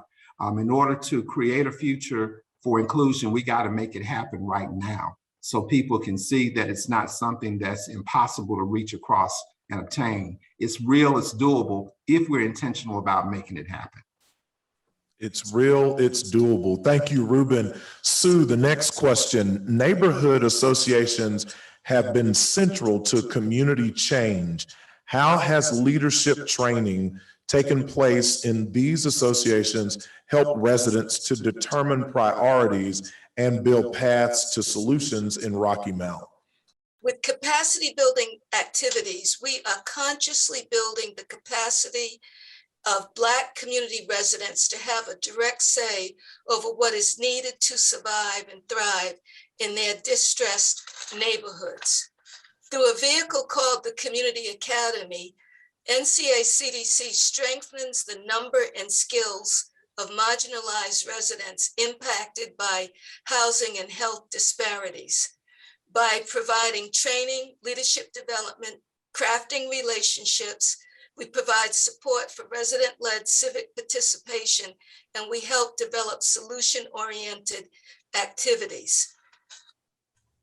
NCACDC provides training and understanding the causes of neighborhood disinvestment, broader public resistance, and we help motivate residents to build their political and collective power to form policy interventions that result in long-term change to improve housing and health inequities. Our goal is for residents to acquire the skill, will, and opportunity to lead, influence, or engage on issues that matter most to them, and to increase marginalized resident voices at decision-making tables and create opportunities for these leaders to push for real change and to achieve healthy, vibrant neighborhoods citywide. Thank you for that. Councilman Blackwell, many generations of leaders are taking action in Rocky Mount. Can you share how those actions are fostering connections and change? Rocky Mount is the first city that starts to define the Black Belt in North Carolina. Our county area, Nash County, was the last place that a lynching occurred in our state. And when George Floyd was murdered several years ago, and the movement across the country to embrace and engage in the dismantling of intentional state-supported executions of Black men in particular and Black people in general, and people of color in general.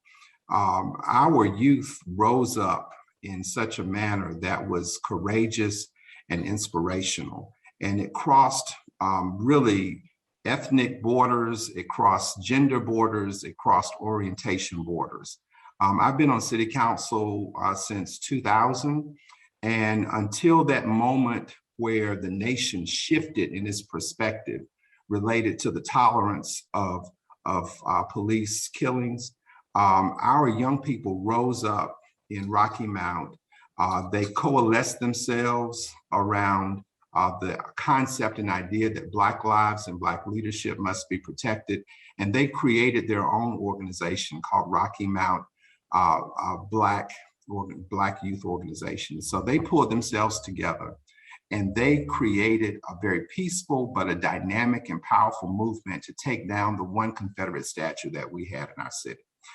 That might not seem like a lot, but for the 17 years I've been on city council prior to that moment, and even with a Black majority city council, we were unable to get the effort, momentum, and agreement to take that statue down. Because of those young people in one afternoon and their courageous conversation with the entire community and the stand that they took with the city council, we were able to vote in 2 sessions to get that thing down and remove it from the public square, and then create another street painting which says "End Racism Now," and put it in a prominent location that is protected now and a place where people come to reflect and celebrate a new future. That was symbolic, but it led to the coalescing, I believe, of a reach across generations led by our youth to engage their elders and everybody else in between. But what is wonderful to us from our community, the last Black congressman was in Congress at Reconstruction, George White, was serving. He said that the Negro's journey is not over, and as a phoenix, we will rise up from the ashes of oppression. And I believe that today we're in that rising up momentum and stage and phase. And we thank Robert Wood Johnson and for celebrating what we're doing and helping and strengthening our movement. What a great way to underscore that powerful nod to the future from the young people there in Rocky Mount. Congratulations to you. And thanks again so much to Councilman Reuben Blackwell and also Sue Perry Cole from Rocky Mount, North Carolina. We now welcome from Addison, Illinois, Elizabeth Lynch, the head of Teen Services at the Addison Public Library, and Danny Brink, the Director of Community Relations at DuPage High School, District 88. Welcome, Elizabeth and Danny. How has Addison Resources Connect changed the way Addison government, organizations, and residents all work together? Yes, thank you so much to the Robert Wood Johnson Foundation for this amazing honor and the opportunity to share the work of the Village of Addison. I also would just like to thank all of our community partners who have helped with this nomination process and continue to collaborate on all the work being done in Addison to maintain what we refer to as the Addison Advantage. So with Addison Resources Connect, or ARC as we call it, that group was formed about 18 years ago by DuPage High School, District 88, as a way to connect with education leaders, business owners, service groups, and intergovernmental agencies in the area. And we know that our students succeed because of the partnerships and the support of our community partners. And this group provides an opportunity to enhance those collaborations. So our focus at ARC is to combine the programs, events, and services available in the Addison area under one umbrella so we can have a greater collective impact. And through ARC, we've implemented a mentor program where adults in the community serve as mentors for our junior high and high school students. And we're developing a comprehensive resource guide for our residents. And ARC also complements and supports the Addison Workforce Development Committee that was started by Village of Addison Mayor Richard Veenstra. And through that committee, the village has implemented job expos, business tours, and job shadowing experiences for students, as well as creative pathways, including an apprenticeship program with the College of DuPage that builds a bridge between workforce needs and education through teaching students skills, connecting them to a career pathway, and combining on-the-job training with appropriate instruction. The power of ARC really truly is the networking opportunities it provides and the ability to work together rather than individually. And the group serves as a kind of community hub, if you will, to help ensure open communication between our government, organizations, and residents. Thanks so much, Danny. Liz, the next question is for you. The library holds such a unique role in Addison's culture of health journey. How did this become the place to be? Thank you so much. Yeah, in many ways, it's really natural that the library is playing such a central role in our community because it is so centrally located. We are across the street from local businesses and restaurants. We are next to Village Hall. We are across the street from the junior high and in walking distance from several of the local schools, and also a lot of the apartment housing in the community. It's also because the library, any public library, has as a fundamental value of its service, being welcoming to everyone. But I also think that the Addison Public Library in particular has committed itself to being innovative, has committed itself to being an active and engaged agent of change in the community. We really are on the cutting edge of library services. We aren't just handing people a list of immigration lawyers that they can reach out to. We have staff trained to provide certified immigration services. We don't just tell people where local pantries are. We are providing free meals after school and during the summer months for children in the community. We have gone, far beyond just homework help after school at the library. We are offering STEM activities, social emotional skills, and mental health support for young people. We are integrating restorative justice and trauma-informed care into our service models. So we are really working actively and intentionally to be more direct in connecting people to the resources they need in our community. And of course, that really wouldn't be possible without the partnerships that we've built, especially through ARC, Addison Resources Connect. Those deep relationships with businesses, nonprofits, government agencies help us to understand the community better and to see deeply the spaces, the gaps that the library has the opportunity to fill.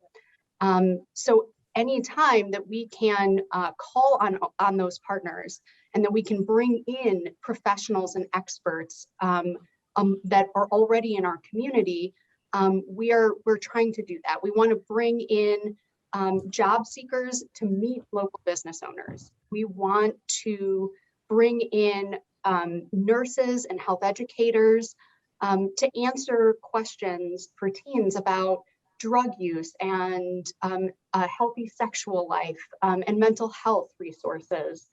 So we're always looking for ways that we can, again, directly connect people to the resources they need in a space that they already trust.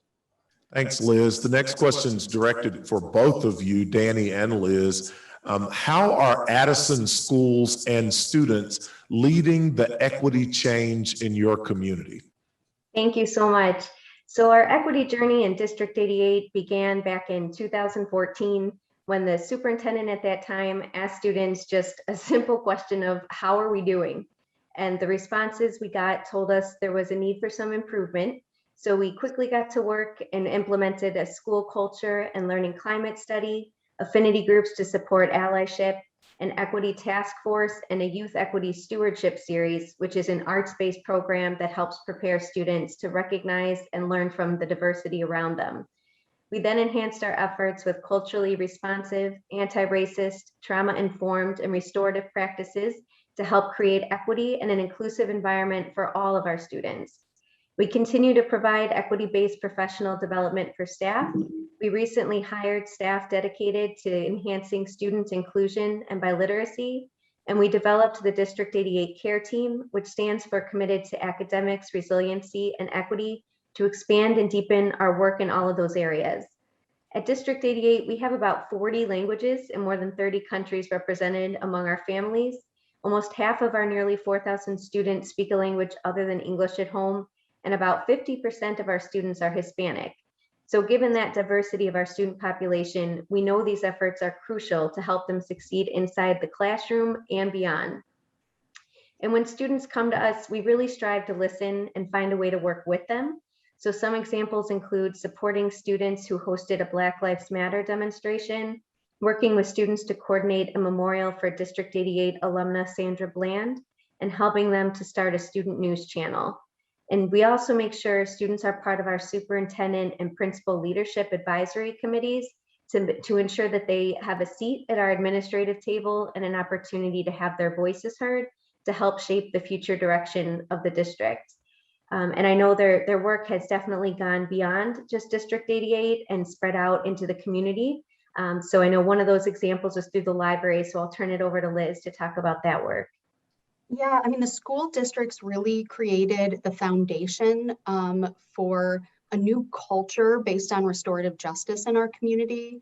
They were the direct inspiration for the library's adaptation of restorative justice for a public building. And also the leaders that the school district has built through its equity work has created so many opportunities here at the library. It was students that had gone through that YES training that developed our program called the Ask, which connects students to answers about drugs and sexual health at the library. And they were also instrumental in developing a program called Global Table, which was a place to have those difficult conversations about race, about politics, about LGBTQ rights with other people, with other young people in the community. So they really took what they learned and brought it back into the community to be the start of a change. Thank you so much, Addison, Illinois community. Elizabeth Lynch, the head of teen services at the Addison Public Library, and Danny Brink, the director of community relations at DuPage High School, District 88. Thanks for being with us today and congratulations. We are now going to Thunder Valley community located on the Pine Ridge Reservation of the Oglala Lakota Nation. There, we are welcoming from the community Lynn Cooney, Deputy Director, and Kyle White, Director of Advancement, both of the Thunder Valley Community Development Corporation. Welcome, Lynn and Kyle. Our first question is directed to Lynn. The Thunder Valley community was born out of the community. Can you share how it came about? So Thunder Valley really started from a spiritual journey. There was a family who had a really strong matriarch who believed in taking care of the children, opening up her home, making sure they were safe, clothed, fed, which really falls in line to all of our values as Lakota people, compassion and generosity, all of those things. So some of her 8 children were carrying on this legacy to be really rooted in who we are as Lakota people. So some of them were sitting around at Inipi, one of our sacred ceremonies, and really had a call to action. With that being said, guided by our ancestors and our relatives to really work towards the freedom and the liberation of our Lakota people. And so today we carry that on. It's where we're rooted from, that spiritual place connected to who we are as Lakota people. Thanks, Lynn. Kyle, creating pathways for people to become whole is at the center of your work. How does this guide your approach to health in its broadest terms? Thanks for that question, Pastor. So for Thunder Valley, we envision a liberated Lakota nation through our language, culture, and spirituality. And so our liberation model, it's a generational approach that creates those pathways toward our ultimate liberation. And so that approach starts with healing from our historical and lived traumas that we've experienced from colonization. And so within that healing, we find hope for ourselves, for our family, and for our communities. And so we're really focused on mindset shifts from colonization. And for our community to be hopeful, we must operationalize that hope. And so we do that work through our 8 initiative areas that are focused all across the social determinants of health. And so we ensure that our community is involved and with that process and helping to guide us through every step as we forge our path of healing. And so those ripple effects we find ourselves healing ourselves and having that ripple out into our families and eventually into the community and our broader Lakota Nation. And so that's really what it looks like for us in the broadest terms. So Lynn and Kyle, partnerships and collaborations with residents and organizations are important in Thunder Valley. How is working with others driving the community forward, Lynn? Well, we really believe that in kinship, Lakota ways, we include everybody. So it's our inherent belief here that the answers lie within ourselves. Not only Thunder Valley as a grassroots organization, but all the other grassroots organizations that are doing work here on the reservation. So they're advocates for our people as well. So we invite all of them to have a say in what we need to address. We, of course, COVID-19, we had a Indigenous Response Network, which was a collaboration of many different organizations here on the reservation. So from there, past the pandemic, we realized that working together is really the answer. So we really believe in that collaboration of the people.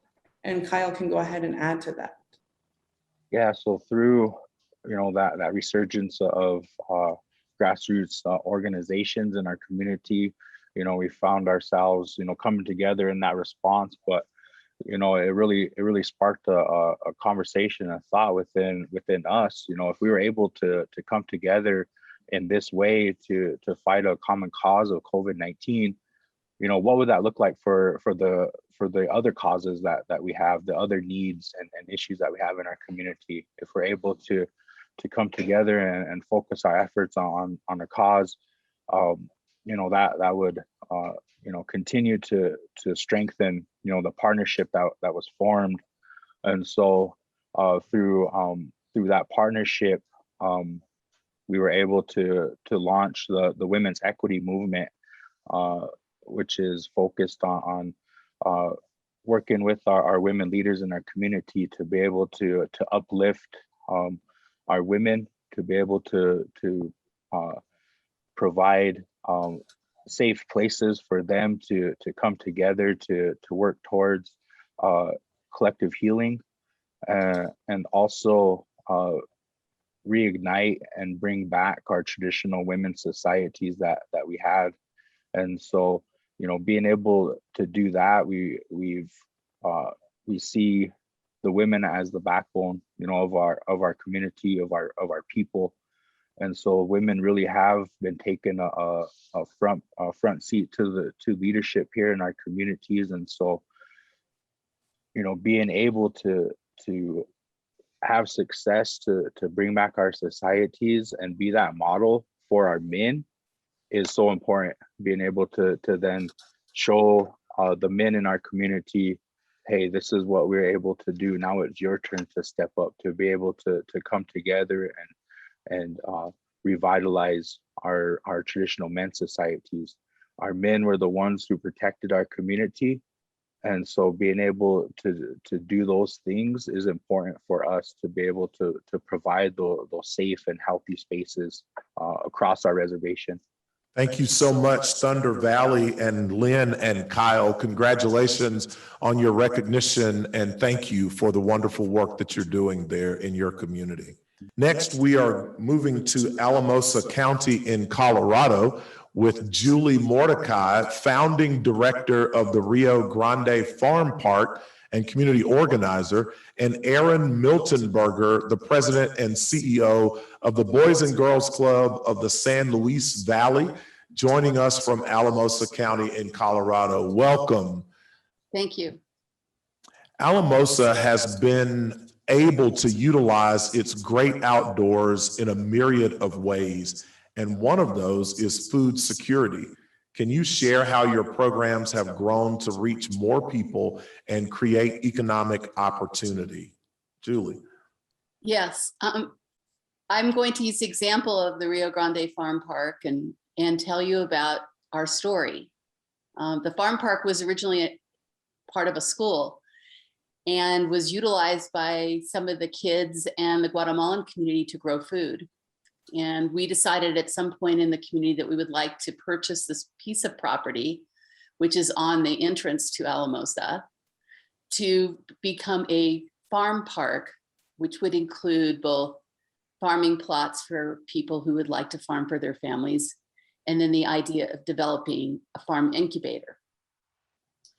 We didn't quite know how to do it, so we brought everyone to the table. We talked to people in their schools and in their homes, and we decided that it was imperative to create a sense of place in our community, a place where people could come together from all walks of life.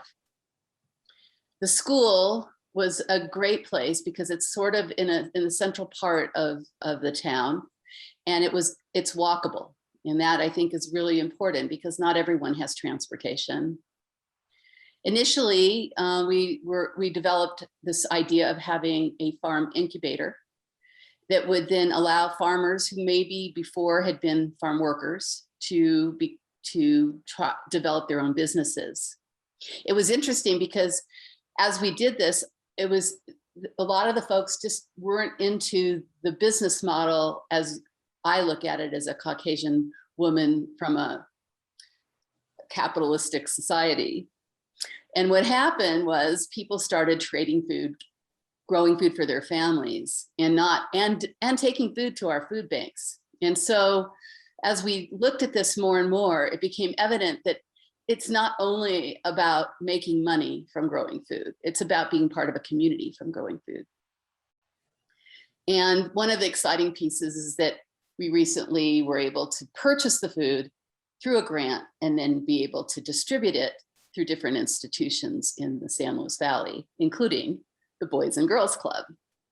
Fresh local food should be available to everyone in every way, and it is valued by the whole community. Youth need to be part of the equation, and then as we move on, I'll let Aaron speak to that. So Aaron, how is Alamosa encouraging and supporting youth opportunity? Yeah, thank you, Pastor Mills. And thanks, Julie, for the tee-up. I think it's important first to recognize how Alamosa has traditionally not encouraged supporting youth opportunity. We serve 5 of the 8 poorest counties in the state of Colorado. We have a pattern of intergenerational trauma, including poverty, behavioral health, and substance misuse disorders that have really created a cycle of young people feeling like there's a lack of opportunity here. It's also important to know that the land of the San Luis Valley, 8,000 square miles, the size of Rhode Island, in the southern part of Colorado, was traditional land that was used by Native and Indigenous communities to hunt and prepare food and for spiritual quests. Additionally, it was used by Hispanic and Latino folks as they moved up through Mexico. And we live in a space where borders moved over people and people didn't move over borders. And what that has done is left a community that has largely felt left behind, minoritized, and less resourced than the rest of the state. But at the same time, the people here have incredible assets, like opportunity to get outdoors, agricultural opportunities like Julie was talking about, and it's built resiliency and it's built persistence with adults and especially with young people. And so we invested in youth-adult partnerships. We worked with grantors to make sure that we were training adults to work with young people and young people to work with adults. And some of the outcomes of those were youth-led, community-driven entrepreneurship programs, like an arcade that opened on State and Main that's run by young people for young people. Ultimately, what we want to do is make sure that we are including in our work, work that is with and by those people who are historically marginalized, instead of for and to those same populations. So the next question, thank you, is for both of you, Aaron and Julie. And the question is, equitable access to nature is core to Alamosa's building of a culture of health. How has this access supported the overall health of the community? Well, the outdoors is accessed by many people in many different ways. We learned early on in providing opportunities or trying to get kids outside, that the backyard was the first place to get kids outside. And along our rivers, which we didn't even notice for many years, building more trails and other opportunities with recreation were provided by a combination of many, many people and organizations, including our Parks and Rec Department, Adams State University, Boys and Girls Clubs, and many, many more. And the idea was that, you know, if kids had access to healthy outside experiences, it's good for their mental health. And then the way that we really started this process is we asked people what they wanted to see. And we did it not during the 9 to 5 time of the work week, but on weekends, in classrooms with kids, late evenings at people's homes. Community leaders from various traditions and backgrounds would host discussions in their homes. I think it's also important to recognize the long path to get here. Like many of the partners that are being recognized today, this is decades of collaborative work by people showing up for community planning meetings, listening to each other, and then making steps to ensure that all voices were recognized, not just having a space at the table, but having equal access to influence. And so investing in social language justice opportunities for folks was really important. And like many of the partners who have spoke today about their incredible communities and programs, it's a collaborative effort. It's when we build a net of mutuality, and we are really founding all of our work on the idea that we're all better when we're all better. So we're making longer tables instead of higher fences. Thanks so much, Aaron, and thank you, Julie from Alamosa County. Congratulations on your great work. And thank you to all of the representatives joining me today and sharing just a bit of the great work you're doing across the country. And thank you to our audience for listening, and I hope you will connect with these new communities to learn more. After just a short break at 3:45, we will return to hear from 5 more 2020-2021 Robert Wood Johnson Foundation Culture of Health Prize communities with my fellow prize community alum, Leslie Choi from 2017 prize-winning community, San Pablo, California. A culture of health fosters growth that ensures economic opportunities for all by prioritizing affordability, accessibility, and a voice for residents. These prize winners are keeping community at the heart of community development.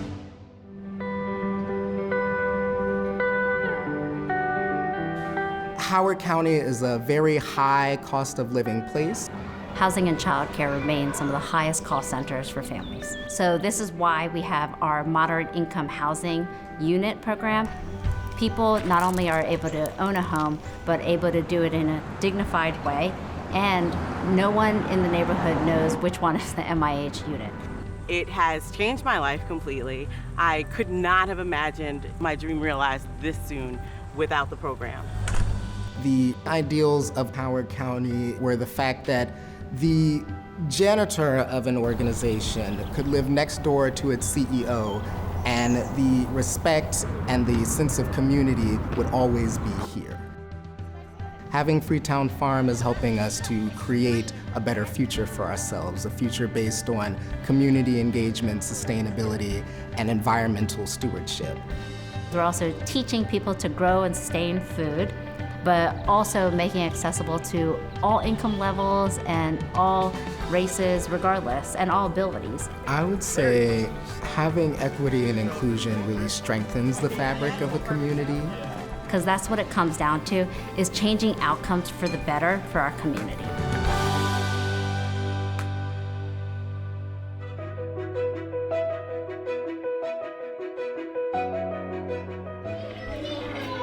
Good job. We created the Addison Early Childhood Collaborative because we know from the research that early intervention matters. Whether it's physical, mental health needs, learning needs, if we're able to intervene early, the outcomes are much more favorable for the child going forward. And with heavy involvement from the elementary school, it involves connecting families with young children to the resources that are available. It's another example of a need that was identified, several agencies coming together to work together to serve the families together at a higher level.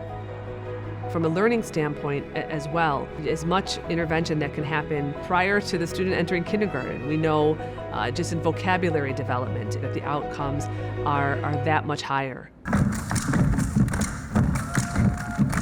The YES program stands for Youth Equity Stewardship, and it is a program to foster more belonging for our students on campus from that lens of artistic expression that allowed students to find their voice in many diverse ways. They call it artivism. Now there's a limit to the sky. That's what somebody told her. It is a very emotional experience for them. We have a lot of students that, through this process, are accessing things in their backgrounds and in their story, that maybe have been painful. And so they just respond in a way where they kind of surround the student in an effort to comfort them, but also to say, you know what, I'm with you. If you're hurting, I'm hurting. We're together in this. The common thread is a love for the outdoors that people can and do find in Outdoor RX, and the health benefits that lower the cortisol levels when you experience time on dirt, when you are surrounded by a tree canopy. It's about creating a sense of place and creating community spaces out of these natural resources that people feel welcome, they feel a part of, they had a voice in creating. The mission of the Local Foods Coalition is to foster an equitable local food system that restores the health of the people, the community, the economy, and the ecosystem. When something is community driven, some of the value added benefits are that it creates more jobs. It attracts more businesses to want to be a part of the community. All these collaborations work to keep people's dignity intact and help them achieve some sense of control. Yo soy un agricultor desde la edad de los 3 años. Cuando empecé con mi padre a ayudarlo a producir, ahora le doy gracias a él porque aprendí a trabajar lo que ahora me hace fuerte a mí en este lugar del Río Grande. Este es un lugar de oportunidades, es un lugar que tiene las puertas abiertas para todas aquellas personas que quieran venir a producir aquí. One of the things that we dreamed about when all of this first got started is to get some of these dilapidated houses torn down. We applied for the Blight Elimination Grant, and we got that Blight Elimination Grant, and we got about another 20 of the houses down. The neighbors saw the houses, and they began to express hope.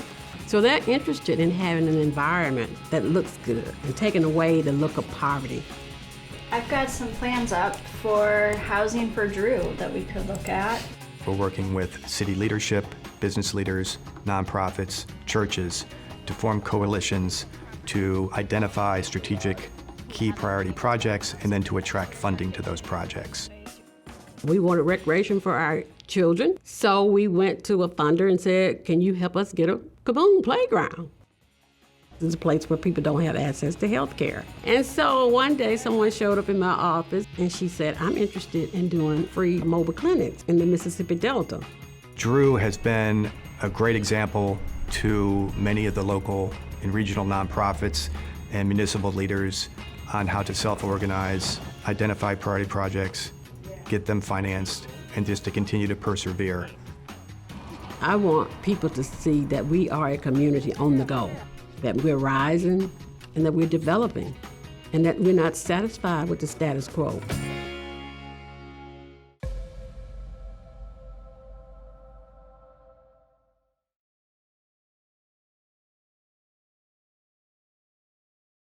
Hello, everyone. Thank you for joining us again to learn more about these extraordinary culture of health communities.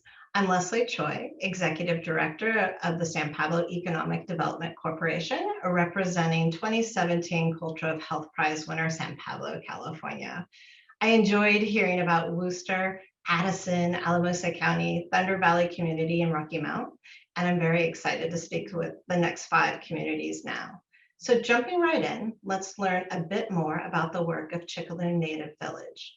To do that, I'm joined by Lisa Wade, the Executive Director of Chickaloon Village Traditional Council, and Carrie Freeman, Manager of the Lifehouse Community Clinic. Welcome. Thank you, Leslie. Really honored to be here today. Thank you so much. So Chickaloon Native Village calls the Yanida'a School the heart of the community. How is the school in its approach to education impacting the tribe and larger community? And that's for Lisa. Thank you, Leslie. Really honored to be with you today. That's a great question. And I think at the heart of it is that we all want to feel that sense of belonging. I think it's a universal trend that people want to belong to something. And the school has really provided a place where we can start building community. We have a very mixed student body.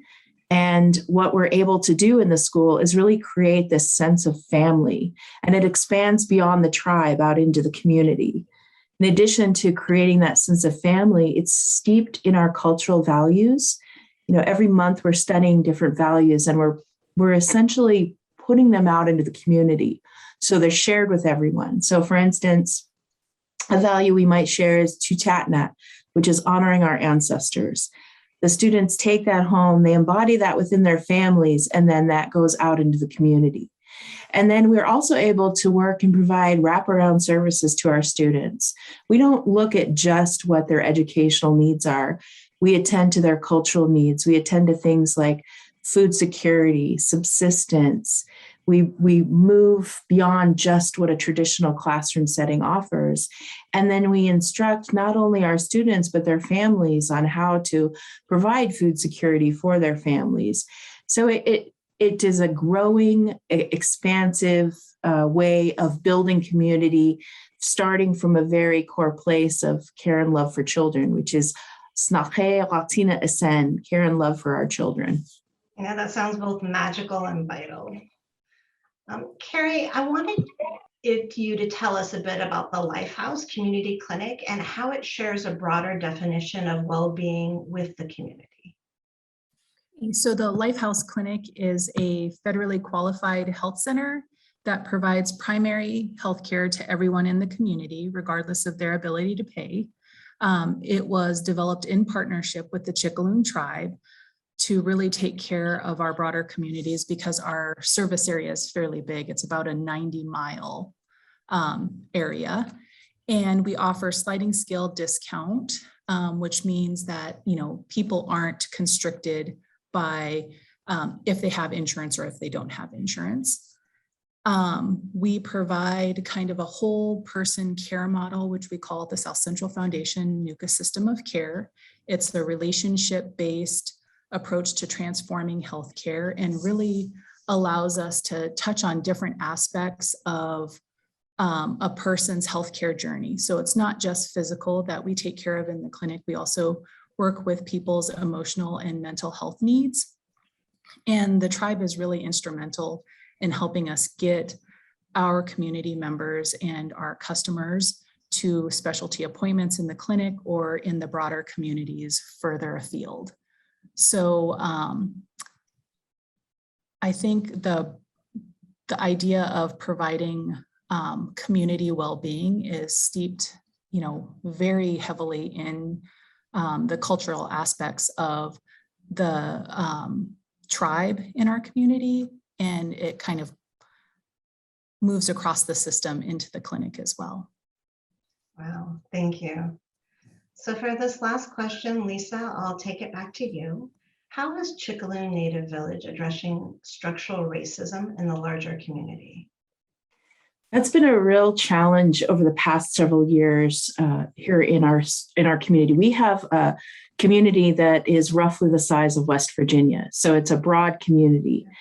And what we first started doing was understanding our own personal experiences with racism, but then really looking beyond that to look at disproportionality and the impacts of disproportionality on Alaska Native people, both in our local context, in the greater sense of our Matsu borough, and then beyond into our state. And one of the things we started quickly realizing was that our children were ending up in our OCS, our Office of Children's Services Care, or they were ending up disproportionately in our prison systems up here. They were experiencing challenges within the school setting. And so we had to map out where we were seeing those things taking place. And then once we mapped it out, we were able to provide systemic interventions. And really what those meant were looking at trainings that we could offer as Alaska Native people to bring our values, to bring our understanding of worldview into those systems to try and create change. We've done that through partnership with Matsu, which is raising our children with kindness. So again, it's all centered around our children and the importance of keeping our children safe, that creating that sense of a beloved community together.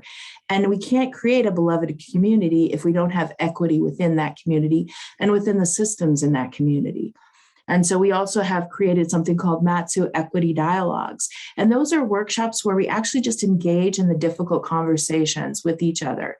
And so it's really easy to get tied into the frustration and the anger and the sense of injustice in the world, especially when you come from within that.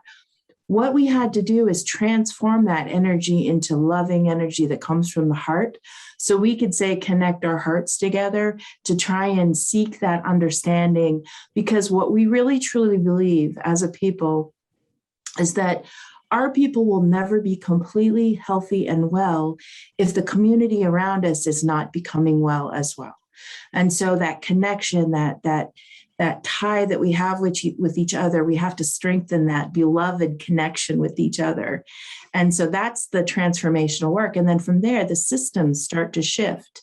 And in one example of that, just a very simple example, is that within all of the schools within our Matsu Bureau, there are several schools, many, many schools. In each one of those schools now, you will see a plaque when you enter the school that is a land acknowledgement of whose land that the original inhabitants from this place are from. That's just one small example of that. We're doing trainings tomorrow, actually, with 50 teachers to do one of those equity dialogues. So it's one small group at a time. We're making changes. That's incredibly inspirational. Thank you so much, Lisa and Carrie from Chickaloon Native Village. From National City, California, I'm joined by Franco Garcia, the Policy Director for Environmental Health Coalition, and Council Member Marcus Busch. Thanks, happy to be here. Good to have you both. So Franco, I wanted to start with you. National City is doing significant work in the environmental justice space. Can you share about your work and how it connects to community health?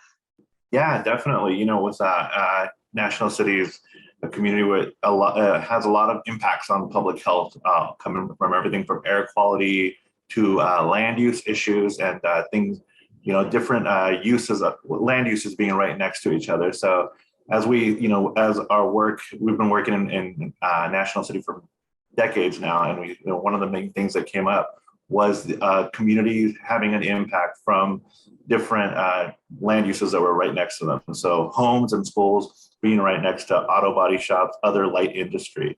And, you know, as we worked, you know, the truth was what we saw right away was that the residents who lived it were the ones who had the best, you know, indication of what was going on. I mean, I saw that and what was happening.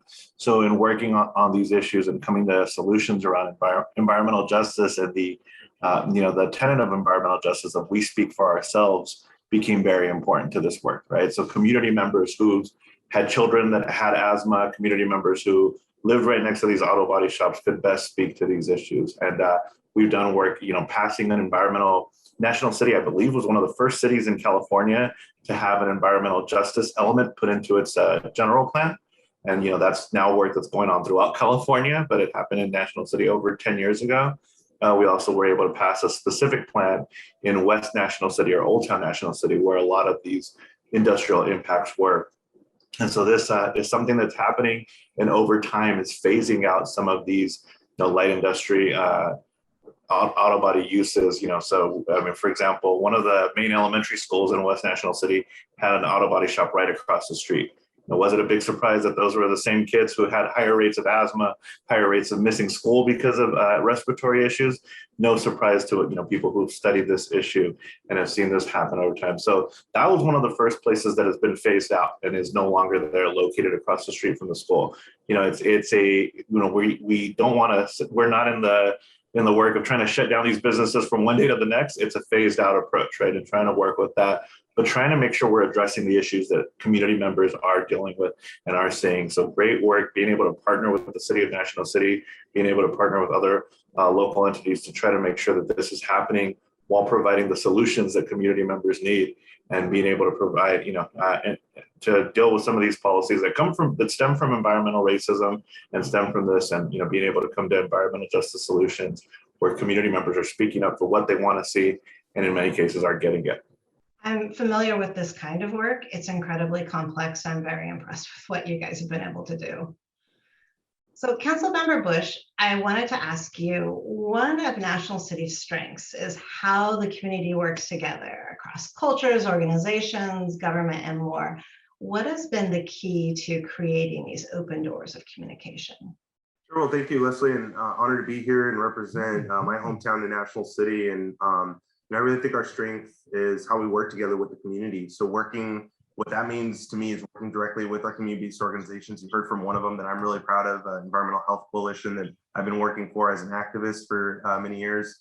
But our other organizations and stakeholders, and really just acknowledging all the rich beauty, the diversity, the culture that we have. That's been key. But I think those community-based organizations, and the stakeholder groups, those have been really kind of that key, that linkage, and we need them because we are the most diverse city in San Diego County. 90% people of color, Mexican, Filipino, Black, Pacific Islander, the Kumeyaay Tipai people who are the indigenous people who've been here for thousands of years, and many other groups. And so having those different stakeholder groups, whether it's CHC, Allwood Gardens, our National City Chamber of Commerce has been really at the forefront of diversity. Operation Samahan, which represents a lot of the Filipino community in health, Arts, A Reason to Survive.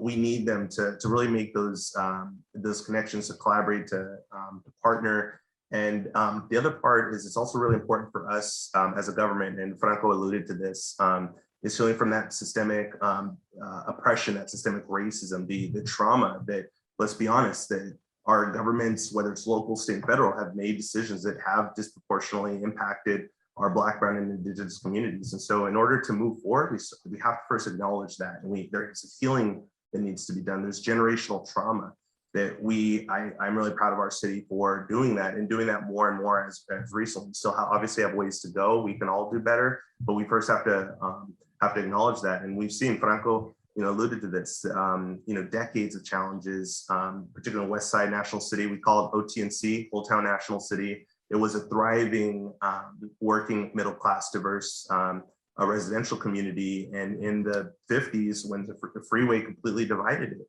And then you had, polluting businesses coming in, you've had health impacts, high rates of cancer and asthma. So all these, low home ownership. So all these issues compound themselves. But National City, the community being really grassroots, and our community-based organizations, that's been the key to really healing and moving our community forward and doing some great things. All right, thank you. So on this next one, I'd like to get both of your takes. Residents taking action and implementing solutions is the norm in National City. How has this culture been fostered in the community? Go ahead and start with that. So yeah, definitely. I think we've talked about it, being able to participate, being able to get people elected into office like Councilmember Busch and others who are open to hearing from the community, open to participating. Language access is a very important part of it because there is many languages spoken, and being able to speak that language, also be culturally competent when dealing with that language is so key as that happens. I'll give one quick example though, as far as some of the work we did when we were looking at the Old Town National City and how that community was seen. Community residents went right out there, got information about the data that was collected as far as where polluting sources were and everything, but then they went out and ground truthed it and mapped it. And in some cases they found that the data did not properly show how many polluting sources were on a certain block. And they were out there with maps, doing everything from this was when they were using a pen to a map, and then eventually got to a point where they're doing it on a tablet, right? But being able to do that work and getting residents doing some training in different languages, and then going out into the neighborhood that they see every day. So when they say my kids are coughing because the place next door doesn't smell very good, right? They're able to see, what does that really mean? Oh, they have a permit to pollute, but why is it that all the permits are right here in my block? You know, so being able to get out there and ground truth it and see and have residents participate in that, I think was very key. And then being able to show that and get, to decision makers that they could talk to. So I'll hand it over from there. That the best of National City comes not from top down, not from us to top down, but from really bottom up. And if we look at our history and all the icons, all the projects that make National City what it is, they started from bottom up. So Paradise Creek Education Park, that started with a couple of residents. I mean, I can't name all of them. Ted and Margaret Godshock come to mind. There's many others. That was, basically a wasteland, a dumping ground that they've, transformed along with engaging, city government, other community organizations, and just them getting their hands dirty and going door to door. They created a park, and that took decades, right? But that was grassroots, bottom up with our city government supporting. And there's just been so many instances like that throughout our city. Whether it's, Franco mentioned the West Side Specific Plan update, which led to Paradise Creek, our apartments. So all 100% affordable. It prioritized National City residents got the first priority to move in. So that's really addressing what I think so many communities around the country are facing, gentrification and displacement. So that's helping to mitigate and address that and get out front of it, right? So whether it's affordable housing projects, whether it's parks, Butterfly Park is another example in National City that was built, designed, everything by the community. We also need to recognize all aspects of our city, our identity, our culture, and another is our lowrider community that we're really known for. All those things, those examples, they're all bottom up, and that's what really makes us so grassroots and so keep our community so engaged. Well, it sounds like incredibly hard but rewarding work. Well, thank you, National City. Absolutely. Representing Drew, Mississippi, I'm joined by Gloria Dickerson, CEO of We Together Creating Change, and Kevin Coogan, Vice President of Community and Economic Development at Hope Enterprise Corporation. Welcome. Hello, thank you. Thank you. Gloria, I thought I'd start with you. In Drew, you started with building hope on your culture of health journey. Why did you feel that was important? And Drew, we thought that was important, that hope is important and building hope is important because we did listening visits in the community and we listened to the conversations of the people. And what the conversation ultimately turned to was what we don't have, what we will never have, and how bad things are. So we could get a feel that there was some hopelessness in the community that we needed to deal with because we believe that hope is very important. It's not only important, it's really essential in life. So we went about trying to build a strategy of hope. Now, we did that because we realized that hopelessness results in inaction and also results in paralysis. And it's hard to get people started. With hope, it helps us soar to greater things. It lifts us up and it just makes us feel better with hope. And so it also keeps us going. And so I've often heard the mindset that hope is not a strategy. I've troubled myself with that, hope not a strategy. Then I realized that mindset really results in like what I said, inaction, pessimism, like we can't do this and that kind of thing. So we decided, okay, we're gonna go ahead and build hope in this community. And we put a strategy together to do that. We thought with that strategy would bring us some creativity, would bring us some action, and would get the people more involved in the community if they were hopeful. Now, hopefulness, when there is hopelessness, like I said, there's a lot of inactivity in the community. But with the hope that we were building, we were showing people that there could be hope. We were showing people that there could be changes, that they could see the hope, and they would start to be more hopeful than what they were. Because when people in a community lose hope, the challenges that they seem so insurmountable. It's like, we can't make change. They're too big. We can't do this. But we did a strategy so we could show them that some of the things that they wanted that we could do. And it wasn't impossible to do those things. So it's not only important in communities, but it's also important in everyday life for everybody else. Because when hope is missing, then there is no joy, there is no enthusiasm, and there is no optimism that we can do things. And so that's why we started with hope. And like I said, once we did that, the people really want to be hopeful. People like to be hopeful. They want to see hope, and they want to be trusting, and they want to believe. And once they start with that hope, and they have the trust, and they believe, and they see some smaller things happening, then they start to say, I want to be involved myself. I want to be involved too. If they believe they can make a difference in their lives and make some impact to create a better life, they start to come in and say, we want to not only help with the action, but we want to help with the planning. We want to find solutions to our issues so that all of us can live a better life. And that's what the result that we were looking for, to get more and more people engaged and get people working together, coming together, talking together, dialoguing together, and then move forward together. And that's what has happened in Drew. And I think you guys have proven that's an incredibly effective strategy. And I like the term listening visits. You know, a lot of our communities do things like this, but I've never heard it phrased that way. And it sounds more community oriented. And I think we'll adopt it with your permission.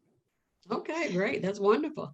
That's wonderful. Yeah, the listening visits are really good because you really get to the heart of what people are thinking and the heart of what they're really wanting in their hearts. You know, they want some happiness. They want some joy. They just want things like other people have, and they can't see how they can get there. So that's why we came up with our strategies of building hope. I like it. And by visiting with people, we learn. So Kevin, let's visit with you. Drew is intentional about fostering partnerships. And as a partner of Drew community, how have you seen the work grow and solutions thrive? Well, when Hope started working with the community of Drew, shortly after we opened our credit union branch in town, this is a little more than 5 years ago, the community had already started to self-organize around the Drew Collaborative, which Gloria oversees through her nonprofit. Collaborative is made up of local nonprofit leaders and organizations and business leaders, you know, all focused on, you know, advancing certain priorities within the community and, you know, increasing the quality of life for everybody. So, you know, Hope came in as a partner at that point in time, along with other community organizations from the county and from around the state. So partnership building's always been at the core, I think, of the process, really, from the very beginning. In fact, you know, we work with other communities around the state and the county and the region, and Drew and their approach and their model has worked as an example and a template in some of these other communities in terms of, you know, how to self-organize, you know, how to identify projects, how to delegate authority and responsibility to other individuals and organizations. And it's also helped us, quite frankly, on how do we communicate with those communities as well, too. So Drew's work has gone, you know, well beyond the city limits. But, you know, back to the partnership question, again, they've been very intentional about bringing in partners, you know, with different levels of expertise and perspectives. And of course, part of that, or the next step really is then, as I mentioned, delegating responsibility, having some accountability, you know, and working toward certain goals towards their completion. You know, gathering and getting and maintaining momentum is hugely important when it comes to goal setting and addressing very big challenges. And, you know, that's one thing that, you know, the region has no shortage of, or big challenges. So, you know, having partners you can rely on, that you can lean on, and again, getting a sense of accomplishment, like I said, well, maintaining that sense of momentum is hugely important.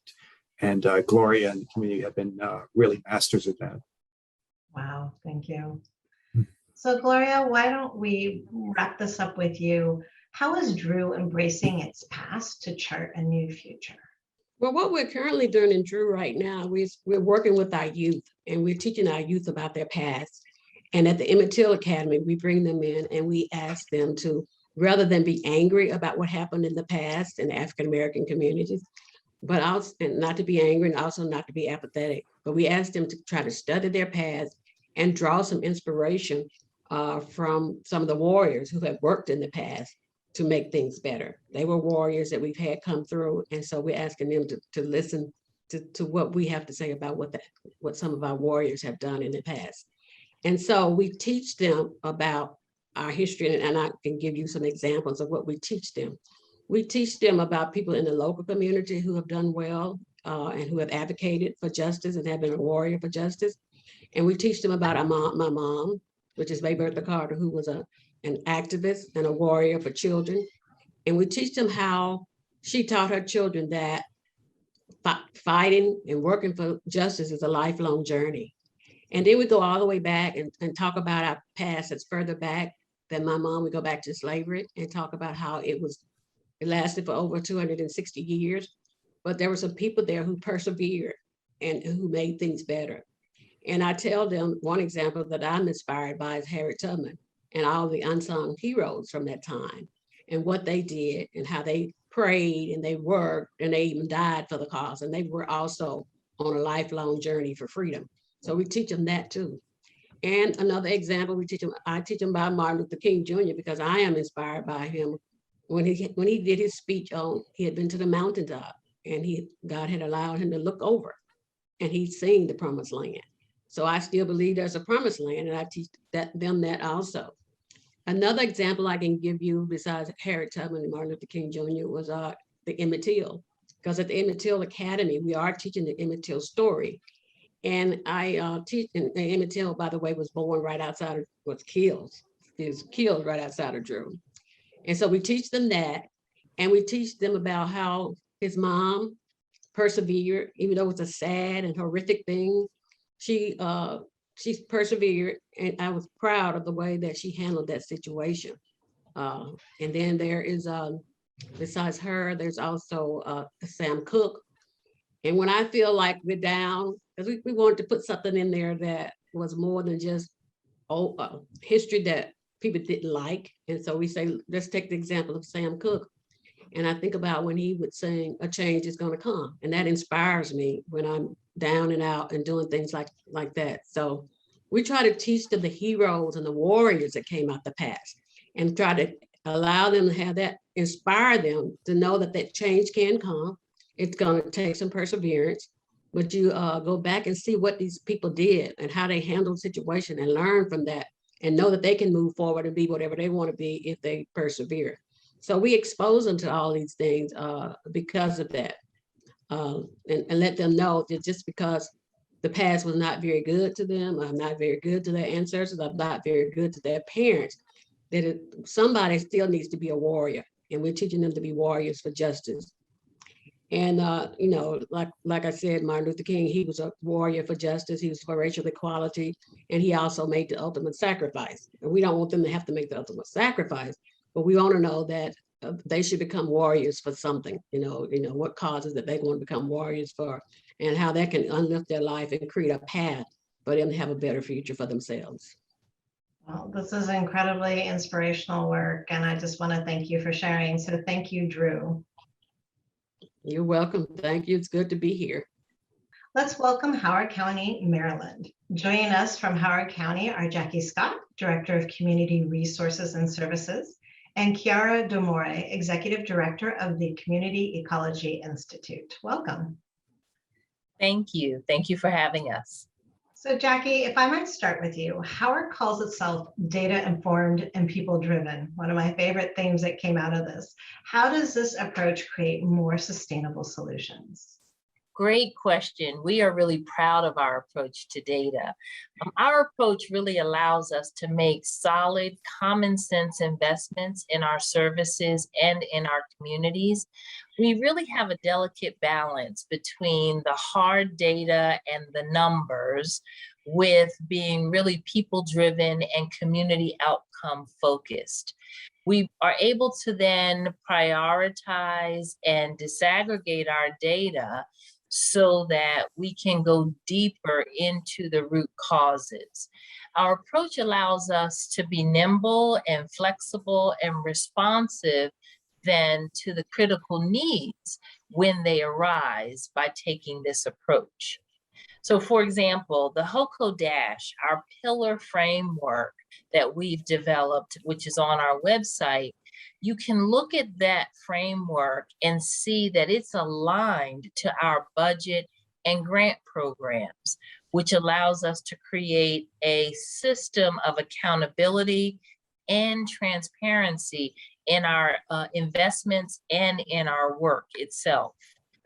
And then lastly, I think it's really important to acknowledge that really what has helped us a lot is that we are having the tough conversations. We are willing to look at what's not working and to ask ourselves, where is there room for improvement? That conversation is just as important, if not more important, when making these investments and looking at our data. That's incredible. It's hard to stay focused, right? I mean, there's so many demands, and you're looking at sustainability, which feeds resilience. It's a really important way to approach the work. So thank you. Thank you. And Chiara, if I may, how has Howard County embraced the voices of residents and nonprofits in starting and expanding efforts? That's a great question. Thank you. So I would say that the Howard County Complete Streets Initiative is a great example of how the county embraces the voices of community members in starting and expanding its efforts towards cultivating a culture of health. Residents and a core group of nonprofits have been advocating to ensure the equitable safety of pedestrians and cyclists throughout the county's roadways for some time. But this effort gained momentum with the creation of the Streets for All Coalition, a group of 21 community organizations led by the Horizon Foundation.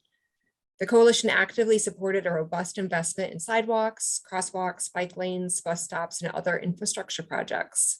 And the goal is for everyone in Howard County, no matter who they are or where they live, to be able to safely, easily, and comfortably bike, walk, or take public transportation anywhere they needed to go. In the fall of 2019, the Howard County Council unanimously adopted the Complete Streets Resolution to ensure that Howard County is a place for individuals of all backgrounds to live and travel freely, safely, and comfortably, and to ensure sustainable communities countywide. The Complete Streets policy incorporates equity into the performance measures used to track implementation progress, prioritize projects, and evaluate designs through an equity emphasis area index. This fall, Howard County is finalizing the Complete Streets Design Manual, which includes initiatives recommended in both the Howard County General Plan and the Howard County Bicycle Master Plan. So the Community Ecology Institute, which is a nonprofit that I lead, has been a supporter of these efforts and is building upon them in innovative ways in the community surrounding our Freetown farm home. When we became the stewards of this unique suburban farm, we quickly realized that there's a significant stormwater flooding issue in the neighborhood. With the support of the county, the Chesapeake Bay Trust, the Watershed Stewards Academy, and numerous community businesses and organizations such as the Howard County EcoWorks, we've been developing a walkable watershed that integrates the concepts of complete streets with the imperative of supporting the health of our waterways and ecosystems. We're also finalizing the walkable watershed concept plan this fall and are looking forward to its consideration as a part of the broader strategic planning being done in the county around complete streets and healthy, resilient communities. I think that emphasizes that this work is never done, always evolving. So I wanted to ask both of you to share with us how Howard County's history guides its approach to equitable community development. So Howard County has a unique history, which I think is fair to say for all counties and communities. But here, it was in the early 1960s that a quiet project began to create a 15,000 acre community in what was then, at that time, a very rural Howard County. The vision for what would become the city of Columbia was the visionary for what would become the city of Columbia was James Rouse, who was a Columbia native who dreamed that Columbia would be a garden for the growing of people. Rouse was a staunch believer in the possibilities of positive social impact resulting from the responsible and ethical development of cities. He wished for people to engage with the built environment in such a way as to promote unity and community, believing that the design of a space should never alienate anyone from its use. It was not Rouse's intention to build an improved version of the suburb, but rather to build a self-sustaining city. His goals in developing Columbia were to create a place where residents could live and work, to respect the land, and to create an environment that would foster the growth of its people and to turn a profit. Today, Columbia is the population center of a much more urbanized Howard County, and its ideals still inform the vision of the community at large. And I'd like to pick up just where Chiara left off, in that while a lot of people focus on that most famously, one of our most famous parts of our vision of what Jim Rouse had was that structural component.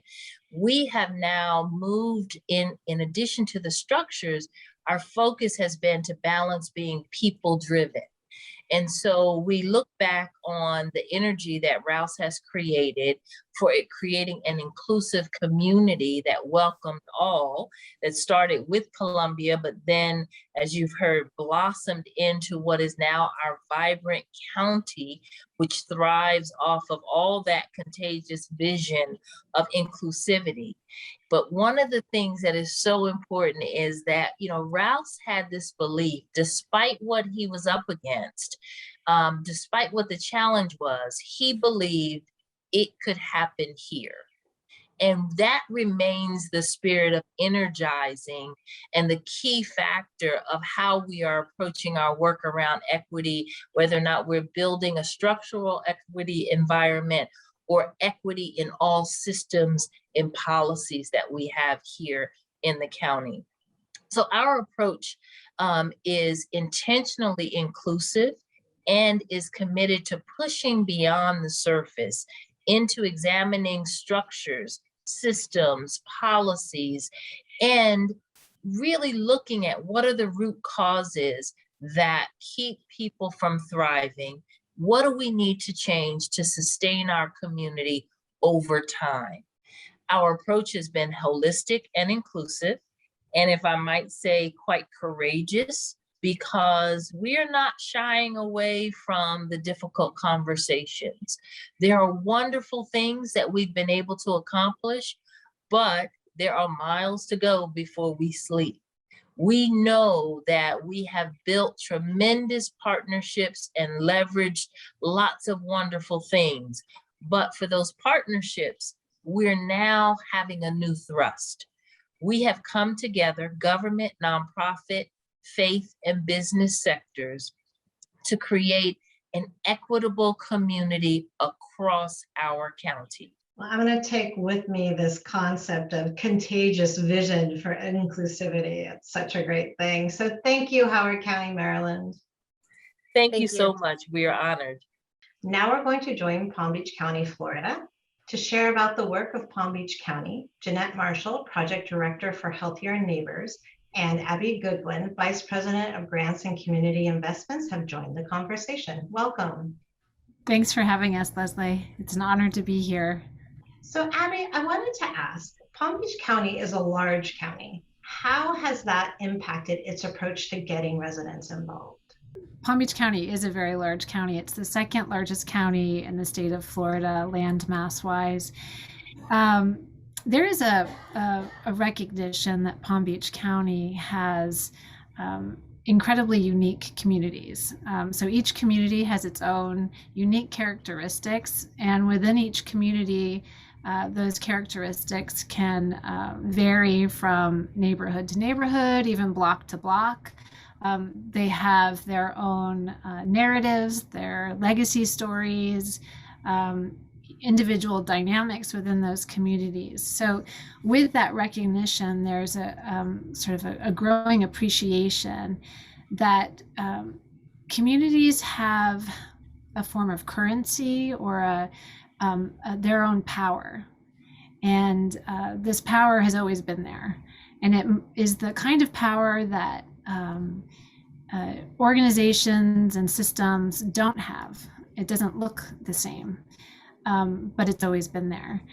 And that power can be in the form of relationships. It can be in the form of informal groups, youth groups, based schools and faith-based communities. And it's even takes the shape of the form of believing that their community can live healthier. That's a form of power, is that belief.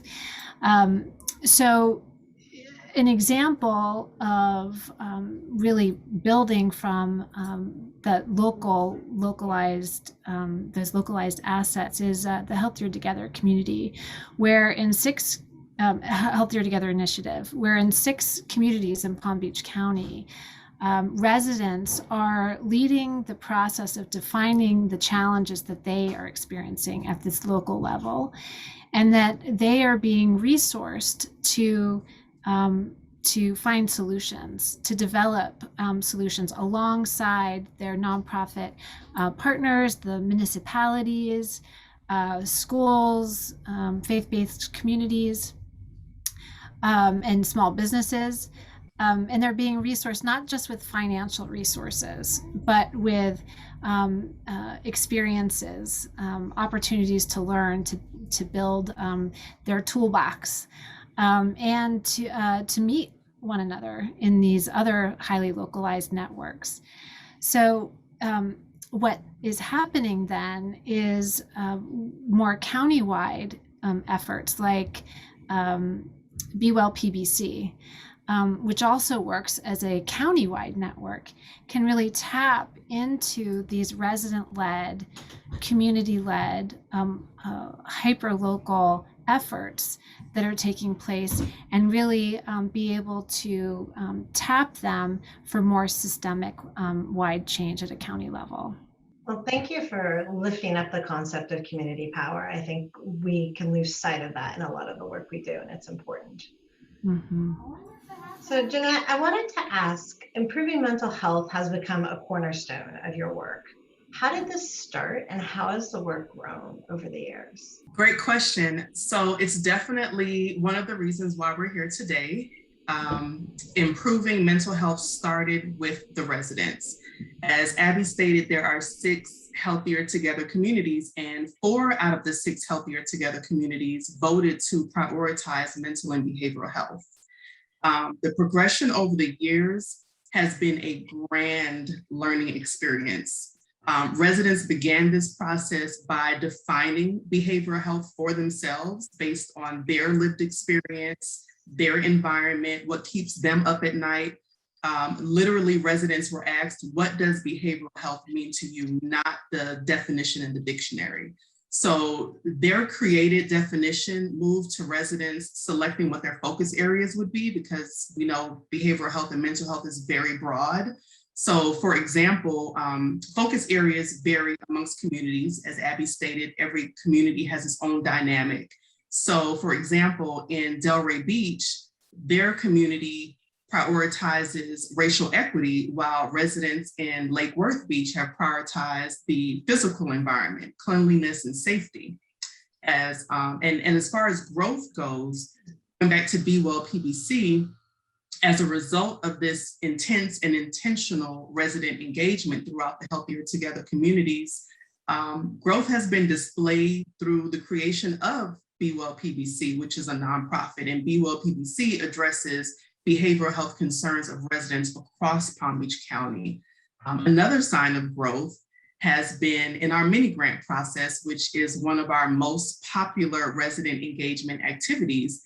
And over the years, through building trust and community, the Healthier Together communities created this mini grant process where through mini grants, we award dollars directly to residents who present innovative ideas on addressing mental and behavioral health in their community. And lastly, on a systems level, the prioritization of behavioral health elevated through the residents.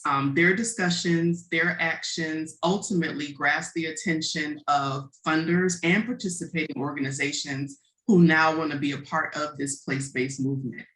Well, to both of you, I would like to ask, how have residents been at the forefront of the county's work to dismantle systemic racism? I mean, this is a question that's really at the forefront of what's going on nationally and very current. Yes, to draw again from the Healthier Together initiative as an example, when the 6 Healthier Together communities were asked about what is preventing them from living healthier lives, what's preventing their neighborhoods from really thriving. Across the board in every community, they talked about racism and discrimination and social isolation and otheringness. And it really tested this idea of partnering with community. Because if you're authentically, genuinely asking community what's preventing folks from living healthier lives, and that's the response, you have to do something about it if this is a genuine process to work and with resident leaders in this space. So there was has been this incredible commitment to expose as many people from system providers and nonprofit organizations, the judicial system, police departments, to board members and residents to a 2-day workshop called the Race Equity Institute. And together with those varied perspectives, coming together for 2 days of learning about systemic racism has been an incredibly powerful experience and has really launched this, again, a resident-led effort into the space of this exploring what race equity means to Palm Beach County. Piggybacking off of what Abby was speaking about with the Racial Equity Institute. So the Racial Equity Institute provided the 2-day workshop, and most, if not all, of those in attendance, residents included, once it was over, was like, what do we do with this information now that we've learned? And as Ms. Gloria was speaking about the learning process at her organization, I was thinking that's what we're experiencing as well. So once we're giving community and we're all learning together, now it's like, what do we do with this information? So the need to do more led to the creation of Organizing Against Racism Palm Beach County, better known as ORPBC. And this alliance, which is divided into white, Black, and Latinx caucuses, gives the space and opportunity for those who have gone through that 2-day workshop. Some of us more than 6, 10, 15 times have gone to this workshop, have created this safe space for us to have discussions and to learn together in the comfort of being in a white, Black, or Latinx caucus. So that essentially learning and now moving from insights to action. What do we do now with this information that we've learned about? But what's most effective in that space, and I think Abby would agree on this, is that we show up in those spaces as humans and not as service providers. Sounds like incredibly powerful work. Well, thank you, Palm Beach County. Thank you both for being here. Thank you so much. All of these communities and their hard work deserve our recognition again. So thank you, Chickaloon Native Village, Drew, Mississippi, National City, California, Howard County, Maryland, and Palm Beach County, Florida, for joining us today and sharing what you're doing to lift health equity in your communities. I have enjoyed tremendously learning more about our expanding Prize Network communities, and I hope you have as well.